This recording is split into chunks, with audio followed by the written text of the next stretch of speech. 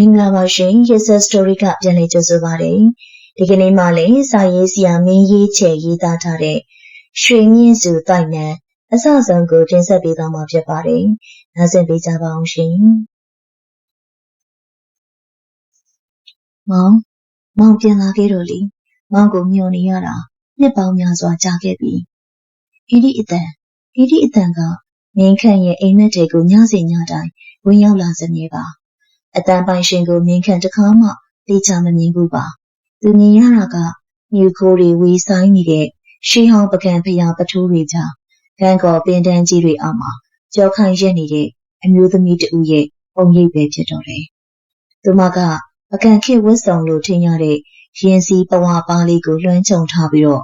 ဆန်စကိုမြင့်မားစွာထုံးဖွဲ့ထားတယ်သူမရဲ့ကိုယ်သင်းနှံကတနခါနဲ့တင်းတင်းလေးနဲ့အတူအေးဆက်တဲ့ရင်းကြီးနဲ့တမျိုးရောပြုံးနေတတ်တယ်။မောင်ကတိပေးခဲ့တယ်လေ။အသက်25နှစ်ပြည့်ရင်ပြန်လာမယ်လို့အမျိုးသမီးကတဖြည်းဖြည်းချင်းလှည့်ကြည့်လိုက်တယ်။ဒါပေမဲ့သူမမျက်နှာကိုမြင်ရခါနေတိုင်းမင်းခန့်လက်နိုးသွားစမြဲပဲ။ဟူးမင်းခန့်အိယာဘောကထထိုင်လိုက်တယ်။တကူလုံးချွေတွေဆူရွှဲနေပြီးရှင်ဘက်ထဲကမောပန်းမှုကအတိုင်းအဆမရှိ။တရင်ပေါက်ကမနက်ခင်းနေရောင်ကြီးဝင်ရောက်နေပြီးတော့ဒီနေ့ကမင်းခန့်ရဲ့အသက်25နှစ်ပြည့်တဲ့မွေးနေ့ပါ။ဒါပေမဲ့မွေးနေ့လက်ဆောင်အဖြစ်သူရရှိလိုက်တာကတော့ပြင်းထန်တဲ့ဖျားနာမှုပါ။ဒါမင်းခန့်ထားလို့ရရဲ့လား။အခန်းဝါကမိခင်ဖြစ်သူဒေါ်အေးသည်စိုးရိမ်တကြီးပြောပြီးတော့ဝင်လာတယ်။မင်းခန့်ခေါင်းခါလိုက်တယ်။ခေါင်းတစ်ခုလုံးကိုက်ခဲနေပြီးခြေလက်တွေကလေးလံနေတယ်။အဆိုးဆုံးကညာဘက်လက်မောင်းရင်းမှာပေါ်လာတဲ့အမှတ်သားတစ်ခုမင်းညာအထိဘာမှမရှိတဲ့လက်မောင်းကအခုခါကြာပန်းပုံတဲ့နေရောင်အမှတ်သားတစ်ခုထင်ရှားစွာပေါ်ပေါက်နေတယ်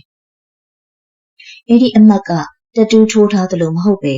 ရေပြားအောက်ကသွေးကြောတွေနဲ့ပုံဖော်ထားသလိုနေရဲပြီးတော့ပူလောင်နေတယ်။မိသားလက်မောင်ကပူလိုက်တာမီးနဲ့ထိုးထားသလိုပဲ။ဒေါ်အေးသည်မင်းခန့်ရဲ့လက်မောင်းကိုကြည့်ပြီးမျက်နှာပြတ်ကျသွားတယ်။ဖယားဒါတိုက်ဆက်အမှတ်သားပဲ။ဖေးလာကြည့်ပါအောင်သားလေးလက်မောင်းမှာအမှတ်ပေါ်လာပြီ။ဖခင်ဖြစ်သူဦးမောင်မောင်ရောက်လာပြီးတဲ့နောက်မိသားစုစီယံဝန်ကိုခေါ်ပြပေးမယ်လေစေပညာအရအဖြေရှာလို့မရတော့ပါအဖျားကကြီးလာပြီးတော့မြင်းခန့်တယောက်ဖျောင်းကတန်းတွေစတင်ပြောလာတယ်ရွှေမြင့်စုဖျားကိုသွားရမယ်ဟုတ်တယ်သူစောင့်နေတယ်အဲ့ဒီအချိန်ကြီးကြောင့်မိဘတွေကရန်ကုန်မြို့ရဲ့နာမည်ကြီးပေးတင်စီယာကံပီယပညာရှင်စီယာကြီးဦးဖုံးမြတ်ကိုပင်ဖိတ်ခဲ့ရတော့တယ်ညနေဆောင်အချိန်မှာဆရာကြီးဦးဖုံးမြတ်ရောက်လာတယ်။ဆရာကြီးကမင်းခန့်ရဲ့ကရင်ပေးမှထိုင်ပြီးမင်းခန့်ရဲ့ဇာတာခွေနဲ့လက်မောင်းကြားကကြာပန်းအမှတ်ကိုတီးချစွာတိုက်ဆိုင်စစ်ဆေးတယ်။ခန်းတစ်ခုလုံးတိတ်ဆိတ်နေတယ်။ဆရာကြီးကမျက်လုံးကိုမှိတ်ပြီးခဏကြာငြိမ်သက်နေပြီးမှတပြင်းချလိုက်တယ်။ဒီကောင်လေးကတာမန်လူမဟုတ်ဘူးတော့အေးသည်။သူကတိုက်ဆက်ပါလာတဲ့ကလေးပဲ။အတိအကျပြောရရင်အကန်ခစ်ကဖျားတရက်ကတယောက်ရဲ့မျိုးဆက်ဒါမှမဟုတ်အဲ့ဒီခေတ်ကဥစ္စာဆောင်တယောက်နဲ့သစ္စာဆိုခဲ့မှုတဲ့လူဆောင်မျိုးရှင်ဒါဆိုဘယ်လိုလုပ်ရမလဲဆရာကြီးသားလေးမှာအသက်အန္တရာယ်ရှိလာရင်ဒေါ်အေးတီကမျက်ရည်စာတွေနဲ့မေးလိုက်တယ်သူ့အသက်25နှစ်ပြည့်တဲ့နေ့ပြန်လာမယ်လို့ဂတိပေးခဲ့ပုံရတယ်အခုဂတိတီတဲ့နေ့ရောက်ပြီဟိုဘက်ကအမြင်တန်းနေတဲ့ပုဂ္ဂိုလ်ကသူ့ကိုလမ်းခေါ်နေတာအချိန်မီမသွားရင်သူ့ဝိညာဉ်ကိုဟိုဘက်ကအတင်းအဓမ္မဆွဲယူလိုက်မယ်အဲ့ဒီကြရင်ဒီဘက်ခန္ဓာကိုယ်ကအသက်ရှင်မှာမဟုတ်တော့ဘူး။သွားမယ်ဆရာကြီးကျမတို့ဘယ်ကိုသွားရမလဲဆိုတာသာပြောပါ။ဦးမောင်မောင်ကလည်းဝင်ပြောတယ်။ဟုတ်ကဲ့ခင်ဗျကျွန်တော်တို့ဘယ်ကိုသွားရမလဲဆိုတာပဲလမ်းညွှန်ပေးပါဆရာကြီး။သူကြောင်ကရန်ပြောနေတဲ့ရွှေမြင့်စုဆိုတဲ့ဖျားကိုပဲရှာရမယ်။အကံမြေမှာဖျားတွေထောင်ချီရှိပေမဲ့ရွှေမြင့်စုဆိုတဲ့ဖျားနာမည်ကြီးဖျားစရင်မှာမပါဘူး။ဒါလူသူအရောက်ပေါက်နေတဲ့တောဖုံးနေတဲ့ဖျက်ပြက်တဆူဖြစ်လိမ့်မယ်။ဆရာကြီးကမင်းခန့်ရဲ့နဖူးကိုရေမန်းနဲ့တက်ချလိုက်တယ်။မင်းခန့်အနေငယ်ငြိမ်ကျသွားတယ်။မနေ့ပြန်မနေ့အစောဆုံးပကံကိုထွက်ကြပါ။ကျွန်တော်လည်းလိုက်ခဲ့မယ်။ကိုရောက်ရင်သက်စာဆိုခဲ့တဲ့ပုံကိုနဲ့ညှိနှိုင်းပြီးတော့ဂတိဖြတ်ဖို့ဒါမှမဟုတ်အမြင်ဖြတ်ဖို့ကြိုးစားရမယ်။ဒါပေမဲ့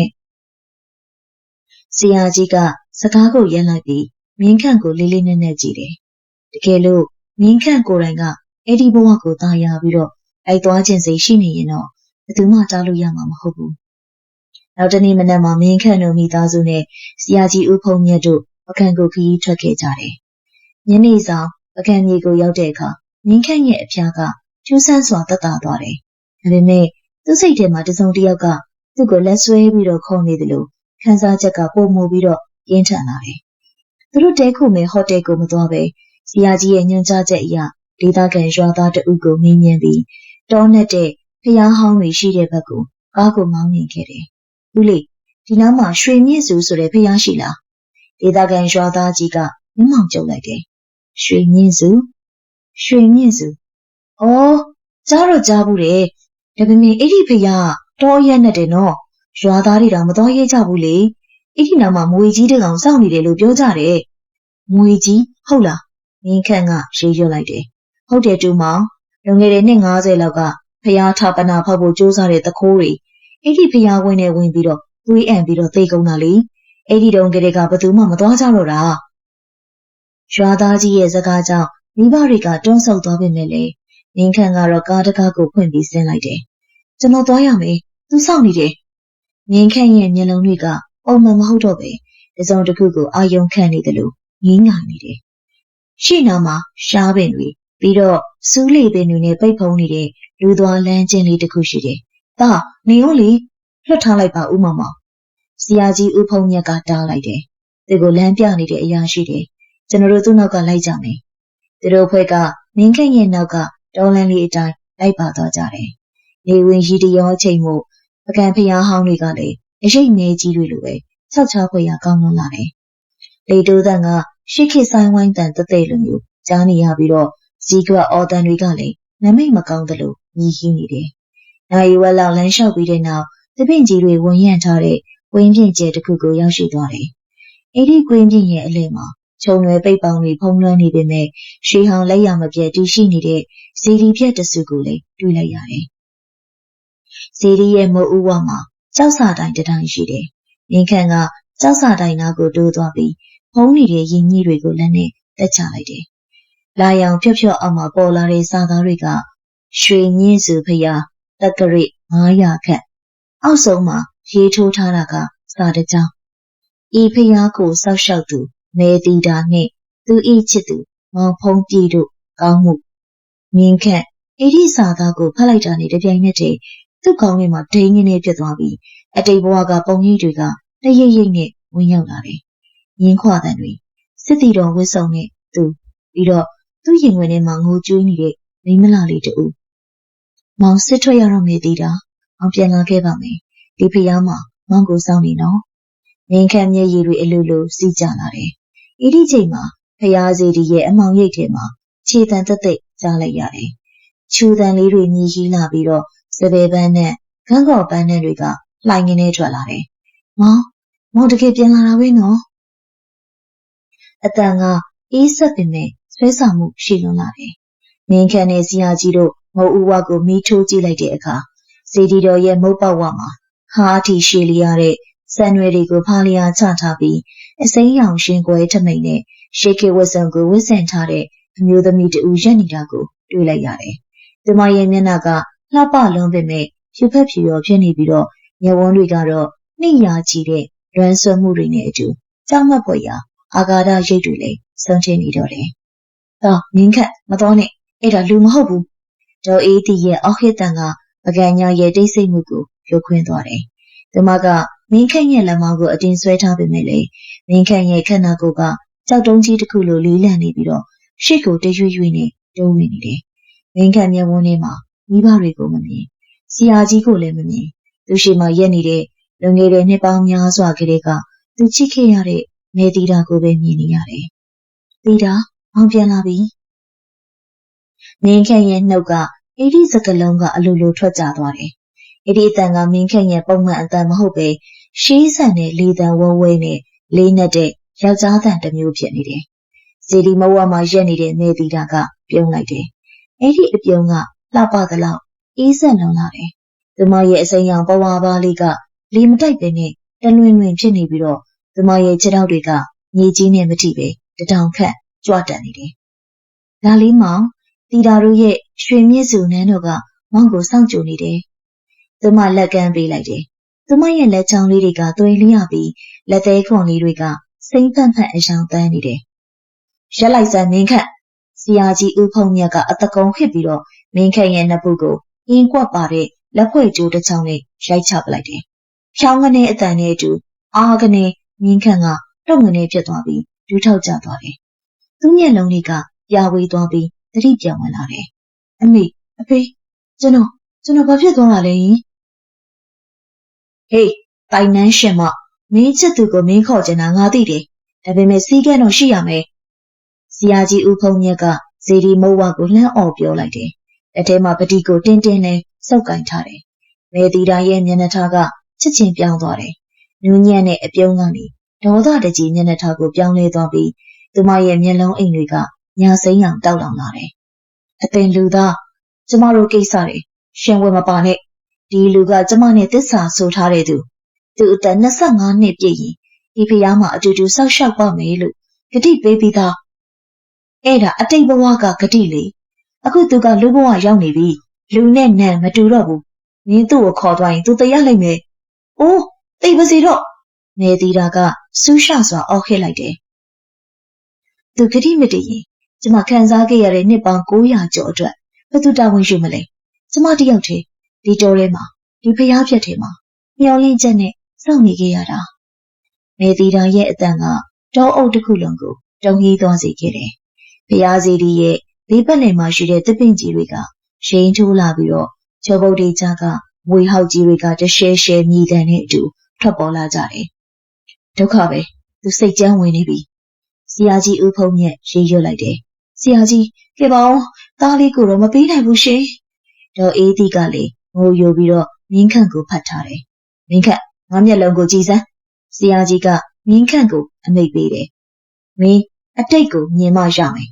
မင်းဘာဂတိပေးခဲ့လဲဆိုတာသိမှဒီအရှုပ်အထွေးကိုဖြေရှင်းလို့ရမယ်ဆရာကြီးကသူ့လွယ်အိတ်ထဲက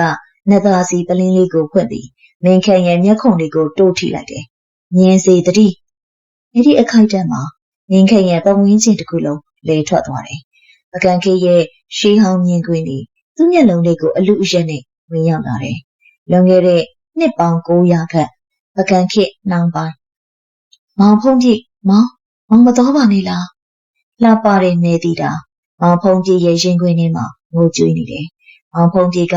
စစ်တီတော်ဝတ်စုံကိုဝတ်ဆင်ထားပြီးခါမှာတရှိတလက်ကိုချိတ်ဆွဲထားတယ်။သူတို့ရနေတာကအခုမင်းခန့်ရောက်ရှိနေတဲ့ရွှေမြင့်စုဖျားရဲ့မုတ်ဦးဝါမှာပဲ။ဒါပေမဲ့အဲ့ဒီအချိန်ကဖျားကရွှေရောင်တောက်ပပြီးတော့တက်လွင်နေတယ်။တီတာတိုင်းပြည်အရေးပဲမွန်စစ်တီတွေဖျားကူတွေကိုဖျက်ဆီးပြီးတော့ဌာပနာတွေလုပ်ယူနေကြတယ်။ငါတို့ဘိုးဘွားတွေရဲ့ရွှေမြင့်စုဖျားကိုကောက်ွယ်ဖို့ငါစစ်ထွက်ရမယ်။မောင်ဖုံးကြီးကတီတာရဲ့မျက်ရည်တွေကိုတုပ်ပေးလိုက်တယ်။ဒီဖျားရဲ့မြေအောက်ခန်းထဲမှာငါတို့မျိုးရိုးရဲ့ယေဒနာတွေပြီးတော့ဖျားစင်းတူတော်တွေအများကြီးကိုဖွက်ထားတယ်။မိဒီဖျားကိုစောက်ရှောက်ပေးပါသေးတာငါပြန်လာခဲ့မယ်။ငါအသက်25နှစ်ပြည့်တဲ့နေ့မှာငါပြန်ရောက်လာပြီးတော့မင်းနဲ့လက်ထပ်မယ်။ဂတိနော်မောင်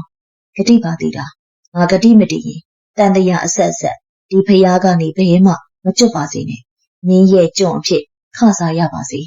။မောင်ဖုံးကြီးကပြင်းထန်တဲ့သစ္စာစကားကိုဆိုပြီးမြင်းပေါ်တက်ပြီးတော့ထွက်ခွာသွားခဲ့တယ်။ပဲတီတာအဲ့ဒီနေ့ကစပြီးဖျားရင်ပြင်မှာနေစဉ်စောင့်ဆိုင်ခဲ့တယ်။ရက်ကနေလကနေနှစ်ပြောင်းလဲလာခဲ့တယ်။ပကံကြီးပြတ်သုံးပြီးမွန်စစ်တီတွေဝင်ရောက်လာချိန်မှလည်းမဲတီတာထွက်မပြေးခဲ့ပါ။သူမကဖျားဌာပနာတိုက်ကိုကွာကွယ်ရင်းရန်သူစစ်တီတော်တွေရဲ့လက်ချက်နဲ့မဟုတ်ဦးဝမှာလဲကျသိဆုံးခဲ့ရတယ်။သိဆုံးခါမီအချိန်အထိသူမစိတ်ထဲမှာမောင်ပြန်လာမယ်ဆိုတဲ့အစွဲတစ်ခုကိုပဲရှိနေခဲ့တယ်။အဲ့ဒီအစွဲကြောင့်သူမကဘဝမကူးနိုင်ခဲ့ပဲရွှေမြင့်စုဖျားကိုစောက်ရှောက်တဲ့အုပ်ဆက်ဆောက်ဖြစ်လာခဲ့တော့တယ်။သူမဆောင်ဆိုင်နေတဲ့မောင်ဖုံးကြီးကပြန်မလာခဲ့ပါ။စစ်မြေပြင်မှာကြာဆုံးခဲ့ပြီးတော့လူဘဝအသစ်ဘဝတွေကိုပြောင်းလဲပြီးအခုဘဝမင်းခန့်ဖြစ်လာခဲ့တာပါ။မင်းခန့်ကအသက်ပြင်းပြင်းရှူသွင်းပြီးတတိပြောင်းဝင်လာတယ်။မျက်ရည်တွေကပါးပြင်းပေါ်ကိုစီးကျနေတယ်။သူအားလုံးကိုသိလိုက်ရပြီ။သူသည်ဂတိဖြတ်ခဲ့သူ။သူမသည်တစ္ဆာဆောင်တည်သူ သိပြီလားမောင်မေတီတာရဲ့အတန်ကအနားကိုရောက်လာတယ်သူမကမင်းခန့်ရဲ့ရှေ့တက်တက်မှာရက်နေပြီးတော့သူမမျက်နှာမှာဝမ်းနေမှုနဲ့နာကျည်းမှုတို့ရောပြနေတယ်မောင်ကတိမတီလို့တီတာဘဝဆိုးခဲ့ရတာအခုမောင်အသက်25နှစ်ပြည့်ပြီတီတာကိုပေးခဲ့တဲ့ဂတိအတိုင်းတီတာနဲ့အတူဒီဖျားကိုစောက်ရှောက်ဖို့မောင်လိုက်ခဲ့တော့မင်းခန့်ရဲ့ညာဘက်လက်မောင်ကကြာပန်းအမှတ်ကမီးလောင်တယ်လို့ပူပြင်းလာတယ်ဒုက္ခနာကိုယ်တွေကဝိညာဉ်ကိုတစုံတစ်ခုကဆွဲထုတ်နေတယ်လို့ခံစားနေရတယ်တာမလိုက်နဲ့နော်တာမသေးရဘူးတော့အေးတီတာလေအော်ဟစ်ငိုကြွေးလိုက်တယ်ရက်လိုက်စမ်းတီတာမင်းခန့်ကမတက်ထရက်လိုက်တယ်သူမဲတီတာကိုစိုက်ကြည့်လိုက်တယ်ငါမှတ်မိပြီငါကတိပေးခဲ့တာမှန်တယ်ဒါပေမဲ့အခုငါကမောင်ဖုံးကြည့်မဟုတ်တော့ဘူးငါကမင်းခန့်ငါမှမိဘရှိတယ်ဘဝရှိတယ်ငါမင်းနဲ့မလိုက်နိုင်ဘူး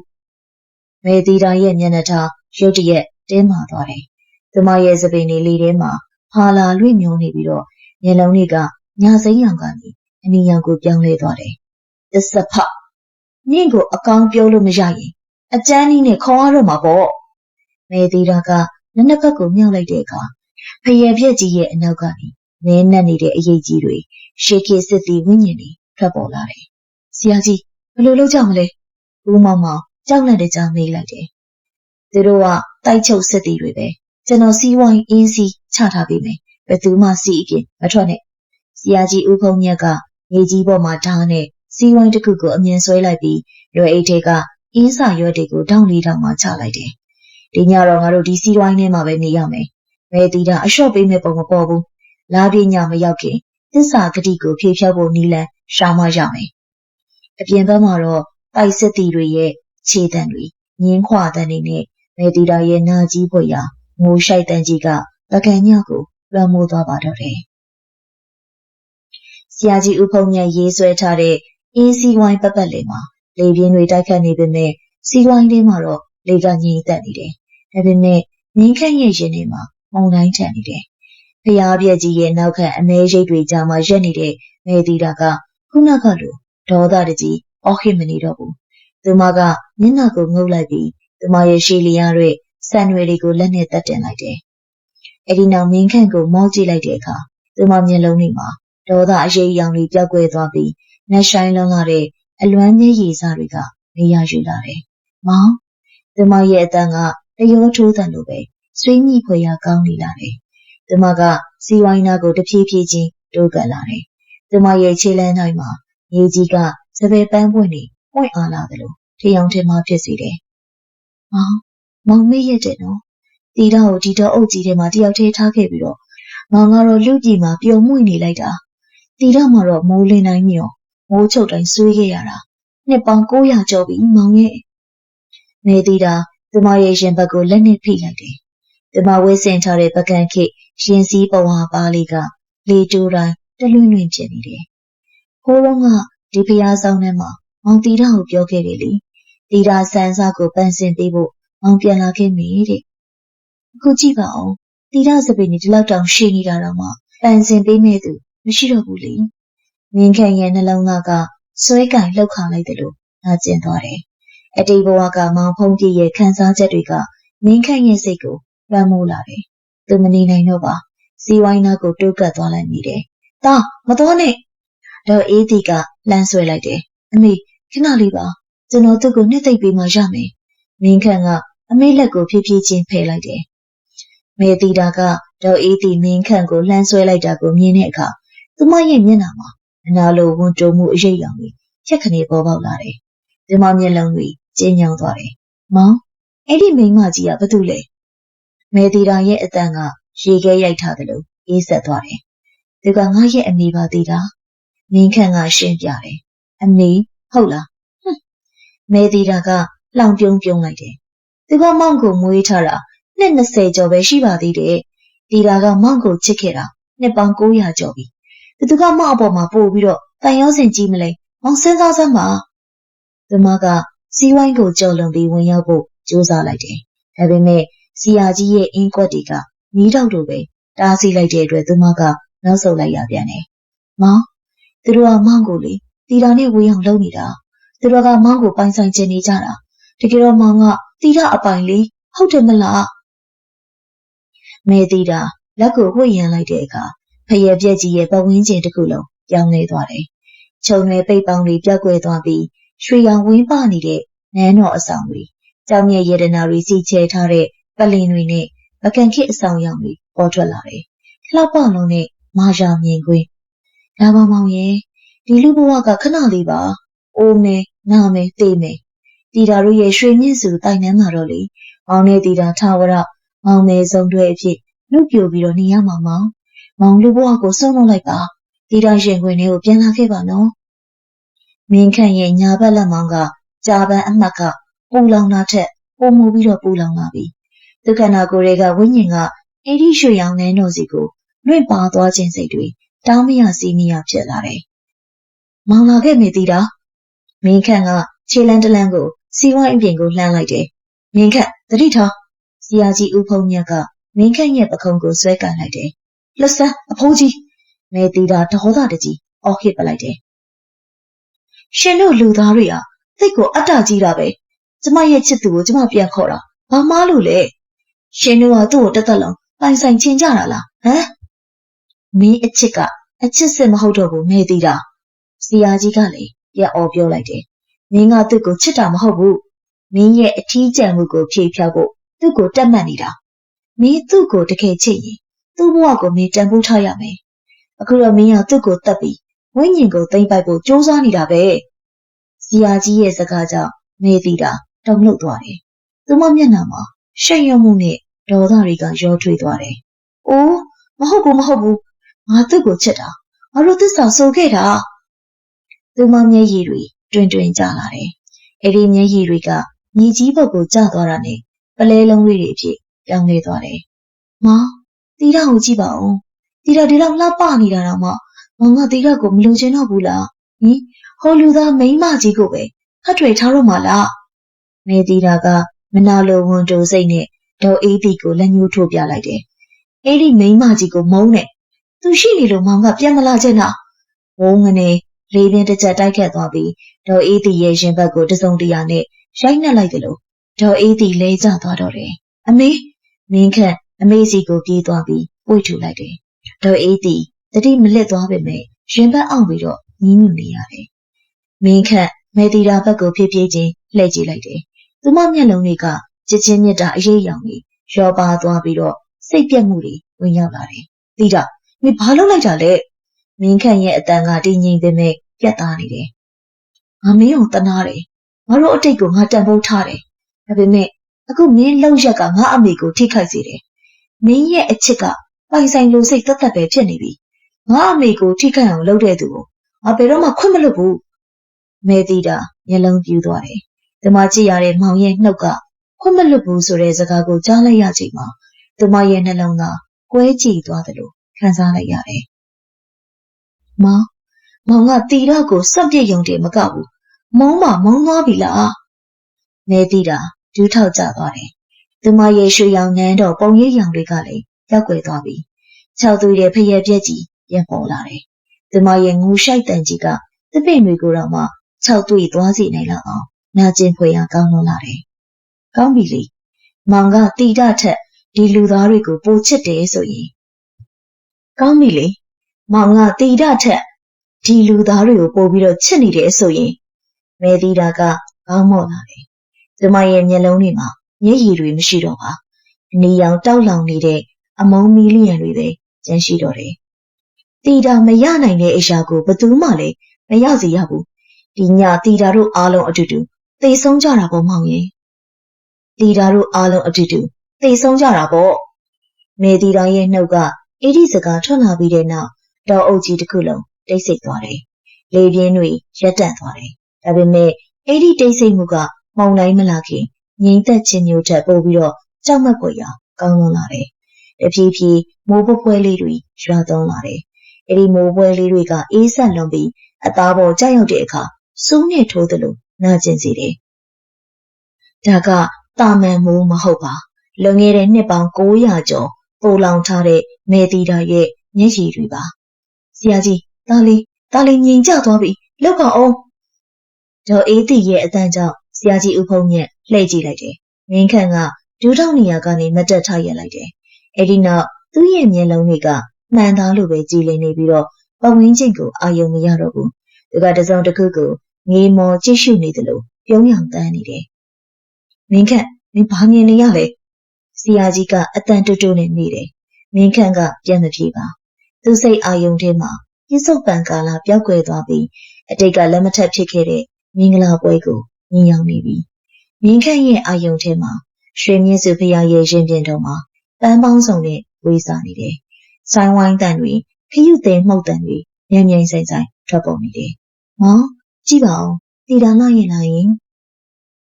မဲတီတာမင်္ဂလာဝတ်ဆောင်အပြည့်နဲ့မင်းခန့်ရဲ့ရှေ့ကိုထွက်လာတယ်။ဒီမရဲ့ဇန်နွေတွေမှာစပယ်ပန်းကုန်းတွေပန်းစင်ထားပြီးရွှေတဲ့ရတနာတွေဝင်းပါနေတယ်။ဒီမရဲ့မျက်နှာကပြုံးရွှင်နေပေမဲ့မျက်လုံးအိမ်ထဲမှာတော့မျက်ရည်တွေကပြည့်ရှံနေတယ်။မောင်ကတိပေးခဲ့တယ်လေစစ်ကပြန်လာရင်လက်ထက်မေးလို့အခုမောင်ပြန်လာပြီပဲတီတာတို့လက်ထက်ကြရအောင်နော်။မဲတီတာကမင်းခန့်လက်ကိုလက်ဆွဲကန်လိုက်တယ်။သူမလက်ဘဝအေးဆက်နေပေမဲ့မင်းခန့်ရဲ့ရင်ထဲမှာနှွေးထွေးတဲ့တန်ရုံးစင်တစ်ခုဖြစ်ပေါ်လာတယ်။ဒါက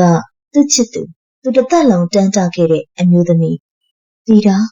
မောင်တောင်းပန်ပါတယ်မောင်နှုတ်ကြသွားတယ်။မင်းခန့်ရဲ့ဝိညာဉ်ကပြန်လဲပြီးတော့တုံ့ပြန်လိုက်တယ်။ရပါတယ်မောင်နောက်ကျနေပေမဲ့ပြန်လာရင်ပဲကျေနပ်ပါပြီ။လာတီတာတို့ဂတိသစ္စာပြုကြမယ်လေ။မဲတီတာရွှေဖလားတွေကရေကိုမင်းခန့်ရဲ့လက်ပေါ်ကိုလောင်းချလိုက်တယ်။ဒါပေမဲ့အဲ့ဒီရေတွေကကျန်းပြင်းပေါ်ကိုမကျပဲသူ့စက်တွေအဖြစ်ပြောင်းလဲသွားတယ်။မောင်ဘာလို့တီတာကိုထားခဲ့တာလဲ။ရုတ်တရက်မင်္ဂလာခမ်းမကြီးကမှောင်မိုက်သွားတယ်။လှပါတဲ့မေတီတာရဲ့မျက်နှာကဖြူဖက်ဖြူရောဖြစ်သွားတယ်။ရှင်ဘက်ကသူကြီးတွေစီးကြလာတယ်။ဒါကသူမမသိခင်နောက်ဆုံးပုံရိပ်ပါ။တီတာကိုတယောက်တည်းထားခဲ့ပြီးတော့ဟိုလူသားမိန်းမကြီးနဲ့ပျော်နေရတယ်နော်။မေတီတာရဲ့အတန်ကနာကြီးမှုတဝင်းတုံမှုတွေနဲ့တုံ့ကြီးနေတယ်။သူကမောင်ကိုမပေးနိုင်ခဲ့လို့လေ။သူကမောင်ကိုမွေးပေးရုံပဲရှိတာ။တီတာကမောင်အတွက်အသက်ကိုယ်တောင်ပေးခဲ့ရတာ။မောင်ကတီတာရဲ့ကျေးဇူးတရားကိုမမြင်ဘူးလား။လက်ရှိပြစ္ဆုတ်ပံမင်းခန့်ရှိုက်ငိုလိုက်တယ်။မျက်လုံးပွင့်ရက်နဲ့မျက်ရည်တွေစီးကျလာတယ်။သူခန္ဓာကိုယ်ကတုန်ခါနေပြီးနှလုံးသားထဲမှာမဲတီတာရဲ့နာကျင်မှုတွေကိုသူကကိုးစားခံစားနေရတယ်။ဒါသတိထားအောင်လေအမေဒီမလေးဒါဒေါ်အေးတီကမင်းခန့်ကိုလှုပ်နိုးပေမဲ့မရပါ။ဖျက်ပြက်ကြီးရဲ့အရေးထဲမှာမဲတီတာရက်နေစေ။ဒီမကမင်းခန့်ရဲ့စိတ်ကိုထိန်းချုပ်ထားပြီးသူမရဲ့အတိတ်ကဒဏ်ရာတွေကိုမင်းခန့်ကိုမျှဝေခံစားနေတာပါ။ဒေါ်အေးတီမင်းခန့်ကိုမထိနဲ့အောင်ဆရာကြီးဦးဖုံးမြတ်ကတောင်းမြင်လိုက်တယ်။သူကမဲတီတာဘက်ကိုလှည့်ပြီးလက်အုပ်ချလိုက်တယ်။တိုက်ခိုက်မဲ့ပုံစံမဟုတ်ပဲမြစ်တာရက်ခန့်တဲ့ပုံစံ။မဲတီတာညီရဲ့အချစ်ကိုငါနားလဲပါပြီ။ညီကသူ့ကိုဒုက္ခပေးချင်တာမဟုတ်ဘူး။ညီခံစားခဲ့ရတယ်လို့သူ့ကိုနားလဲစေချင်ုံတတ်ပါ။မဲတီတာကဆရာကြီးကိုစူးစိုက်ကြည့်တယ်။သူမရဲ့မျက်နှာမှာမျက်ရည်တွေကဆွရွှဲနေတယ်။ဟုတ်တယ်ဆရာကြီးကျမမမုန်းပါဘူး။ဒါပေမဲ့ကျမမခံစားနိုင်ဘူး။သူကကျမကိုမေ့ပြီးတော့တခြားဘဝမှာပျော်နေတာကိုမြင်ရတာ။ရှင်ထဲမှာမီးစားနဲ့ထိုးထားတယ်လို့ပဲ။အထူးသဖြင့်မဲတီတာကဒေါ်အေးတီကိုမျက်စောင်းထိုးလိုက်တယ်။အေးတီမိန်းမကြီးကသူ့ကိုသားဆိုပြီးတော့ပိုင်စိုးပိုင်နေလုံနေတာ။ကျမမုန်းတယ်။ကျမရဲ့မောင်ဖုံးပြေကိုဘယ်သူမှကျမမမျှဝေချင်ဘူး။ဒါကတိုင်ဆောင်မလေးရဲ့အချစ်ကြီးပြီးအမျက်ကြီးတဲ့သဘောတဘာဝပါ။ကျမတို့ကချစ်ရင်အသက်ပေးချစ်တယ်လို့သဝင်တိုးရင်လေကဘာပြတ်မတက်ဖြစ်တတ်ကြတယ်။မဲတီတာညီသဘောပေါက်ပါ။ဆရာကြီးကဖြောင်းပြတယ်။သူ့အမေဆိုတာယေရှုရှင်ပါ။ညီချစ်တဲ့သူကိုမွေးဖွားပေးတဲ့သူပါ။ညီသာမောင်ဖုံးပြေကိုတကယ်ချစ်ရင်သူတန်ဖိုးထားတဲ့အမေကိုညီလေလေးစားတဲ့နာပေါ့။မလေးစားဘူး။မဲတီတာကစူးရှစွာអော်လိုက်တယ်။သူ့အမေကသူ့ကိုဒီဘဝတစ်ခုတည်းမှာပဲပိုင်တာ။ကျမကသူ့ကိုတန်တရားအဆက်ဆက်ပိုင်ခဲ့တာ။ကဲမောင်ရွှေးပါ။မောင်ဒီစီးဝိုင်းလေးကထွက်ပြီးတီတာစီလာမလား။ဒါမှမဟုတ်တီတာကပဲမောင်အမေကိုဒီနေရာမှာတင်အသက်ပြအောင်လုပ်လိုက်ရမလား။လေပြင်းနေတပံတိုက်ခတ်လာပြန်တယ်။ဒေါ်အေးတီရဲ့နှလုံးသားကရုတ်တရက်အောင့်တက်လာပြီးအသက်ရှူရခတ်လာတယ်။အမေမင်းခန့်အတိတ်အာယုန်တွေကရုံထွက်လာတယ်။သူ သူ့အမေဖြစ်သူကိုဝှေ့ဖက်ထားလိုက်တယ်။ပြီးတဲ့နောက်မေတီတာကိုလှည့်ကြည့်လိုက်တယ်။သူ့မျက်ဝန်းထဲမှာဒေါသမရှိနာကျင်မှုနဲ့အသနာခံမှုသာရှိတော့တယ်။တီတာတော်ပါတော့ငါအမေကိုမလုပ်ပါနဲ့ငါမင်းကိုချစ်ခဲ့ဘူးတာမှန်ပါတယ်။ဒါပေမဲ့အခုချိန်မှာငါအမေကိုထိခိုက်ရင်ငါမင်းကိုဘယ်တော့မှခွက်လွတ်မှာမဟုတ်တော့ဘူး။မင်းငါ့ကိုချစ်တယ်ဆိုရင်ငါရဲ့မိသားစုကိုမဖျက်ဆီးပါနဲ့။မင်းခန့်ရဲ့အသနာခံတဲ့ပြီးတော့မင်းကိုချစ်ခဲ့ဘူးပါတယ်ဆိုတဲ့စကားလုံးအဲ့ဒီစကားလုံးကမေတီတာရဲ့ဒေါသကိုရေနဲ့လောင်းချလိုက်တယ်လို့ငြိမ်းသွားစေတယ်။သူမရဲ့လက်တွေလေပေါ်မှာရက်တန့်သွားတယ်။မျက်နှာပေါ်ကဒေါသအရိပ်တွေပြောက်ကွယ်ပြီးရှိုက်ကြီးတငယ်ငိုကြွေးသံတွေထွက်ပေါ်လာတော့တယ်။မောင်ရေမောင်ကတီတာကိုချစ်ခဲ့ဘူးတယ်တဲ့လား။အဲ့ဒီစကားလေးတစ်ခုကိုကြားရဖို့တီတာဘလောက်တောင်မှစောင့်ခဲ့ရတယ်လေသိရဲ့လား။မေတီတာမြေကြီးပေါ်ကိုဒူးထောက်ကျသွားတယ်။သူမရဲ့ငိုတန်ကသစေချောက်တယ်လို့ကြောက်စရာမကောင်းတော့ပဲချစ်သူကိုလွမ်းဆွတ်နေတဲ့မိန်းကလေးတစ်ယောက်ရဲ့ငိုတန်အဖြစ်ပြောင်းလဲသွားတယ်။ဆရာကြီးသူ့စိတ်နည်းနည်းလျော့သွားပြီ။ဒါပေမဲ့သူ့တိုင်ရောစိန်ကျိုးကအရန်တင်းနေတော့မယ်။ဘယ်လိုလုပ်မလဲ။ဦးမောင်မောင်ကတူတူလေးမေးလိုက်တယ်။ဆရာကြီးကခေါင်းခါလိုက်တယ်။တိုင်ရောစိန်ကျိုးကိုဓာတ်နဲ့ဖြတ်လို့မရဘူး။မြစ်တာနဲ့ဖြီးမှရတယ်။မင်းခန့်ကိုယ်တိုင်ကသူ့ကိုကျင်းနေအောင်နှစ်သိပ်ပေးနိုင်မှဒီညပြီးဆုံးလိမ့်မယ်။မောင်တီတာကိုတကယ်တနာတယ်ဆိုရင်တီတာဖြတ်တန်းခဲ့ရတဲ့ငရဲကိုတစ်ခါလောက်ဝင်ကြည့်ပေးပါ။မေတီတာရဲ့အတန်ကတိုးရှာရှာနဲ့လေပြင်းညင်းလေးလိုပဲဖြစ်သွားပြန်တယ်။တမကမျက်ရည်တွေကိုတိုးဝှက်လိုက်ပြီးအတစ်ဖက်ကိုဝှေ့ရမ်းလိုက်တယ်။အဲ့ဒီအခိုက်အတန့်မှာပကံမြေရဲ့တောအုပ်ကြီးဆရာကြီးရဲ့အင်းစီဝိုင်းနဲ့မိဘတွေရဲ့စိုးရိမ်တကြီးမျက်နှာတွေအားလုံးဝါးကနေရောက်ွယ်သွားတယ်။မင်းကန်ရဲ့ဝိညာဉ်အာယုံကရုပ်ခန္ဓာကနေခိတ္တခွာပြီးမေတီတာဖန်ဆင်းပြတဲ့တိုက်နန်းကဘာတွေကိုရောက်ရှိသွားတော့တယ်။တိုက်နန်းကဘာမင်းကန်မျက်လုံးဖွင့်လိုက်တဲ့အခါသူရောက်နေတာကစောစောကမြင်ခဲ့ရတဲ့ဖျက်ပြက်ကြီးမဟုတ်တော့ဘူး။ရွှေရောင်တဖိတ်ဖိတ်တောက်ပနေတဲ့နန်းတော်ကြီးတစ်ခုထဲမှာဖြစ်နေတယ်။အရန်တွေကိုပဒံများနီလာတွေနဲ့စီချဲထားပြီးကျမ်းပြင်ကကြောက်စိမ့်ပြားတွေခင်းထားတဲ့အတွက်အေးဆက်နေတယ်။လေထဲမှာတင်းပြတ်တဲ့နတ်သားပေါင်းစုံတန်းတွေရှာနေတယ်။ဒါပေမဲ့ထူးဆန်းတာကအဲ့ဒီနေရာကအင်မတန်ကိုမှတိတ်ဆိတ်လုံးနေတာပဲ။ညံ့မြည်တဲ့မရှိလေတိုးတဲ့မရှိသက်ရှိဟုသမျှဘာမှမရှိအရာအလုံးလှပပေမဲ့အသက်မဲ့နေတယ်။နားရလားမောင်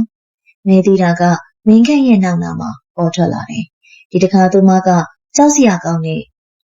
ဥစ္စာဆောင်ပုံစံမဟုတ်တော့ဘူး။နန်းတွင်သူတူလိုပဲချက်တည်ရှိလာတဲ့ဘိုးဖဲကတိပါဝတ်စုံကိုဝတ်ဆင်ထားတယ်။သူမရဲ့စံတွေမှာရွှေပန်းခတ်တွေပန်းစင်ထားတယ်။လှပါတယ်တီတာ။ဒါပေမဲ့ဘာလို့ဒီလောက်တောင်မှတိတ်ဆိတ်နေရတာလဲ။မဲတီတာကပြုံးလိုက်တယ်။အဲ့ဒီအပြုံးကဝမ်းနေမှုတို့နဲ့လေးလံနေတယ်။ဘာလို့လဲဆိုတော့ဒီနေရာမှာတီတာတယောက်တည်းရှိနေလို့လေ။ဒါကတီတာရဲ့ကဘာမောင်မရှိတဲ့နှစ်ပေါင်း900လုံးတီတာဒီရွှေလောင်အင်ကြီးထဲမှာပဲနေတိုင်းထိုင်ပြီးတော့မောင်ကိုမျောနေခဲ့ရတာ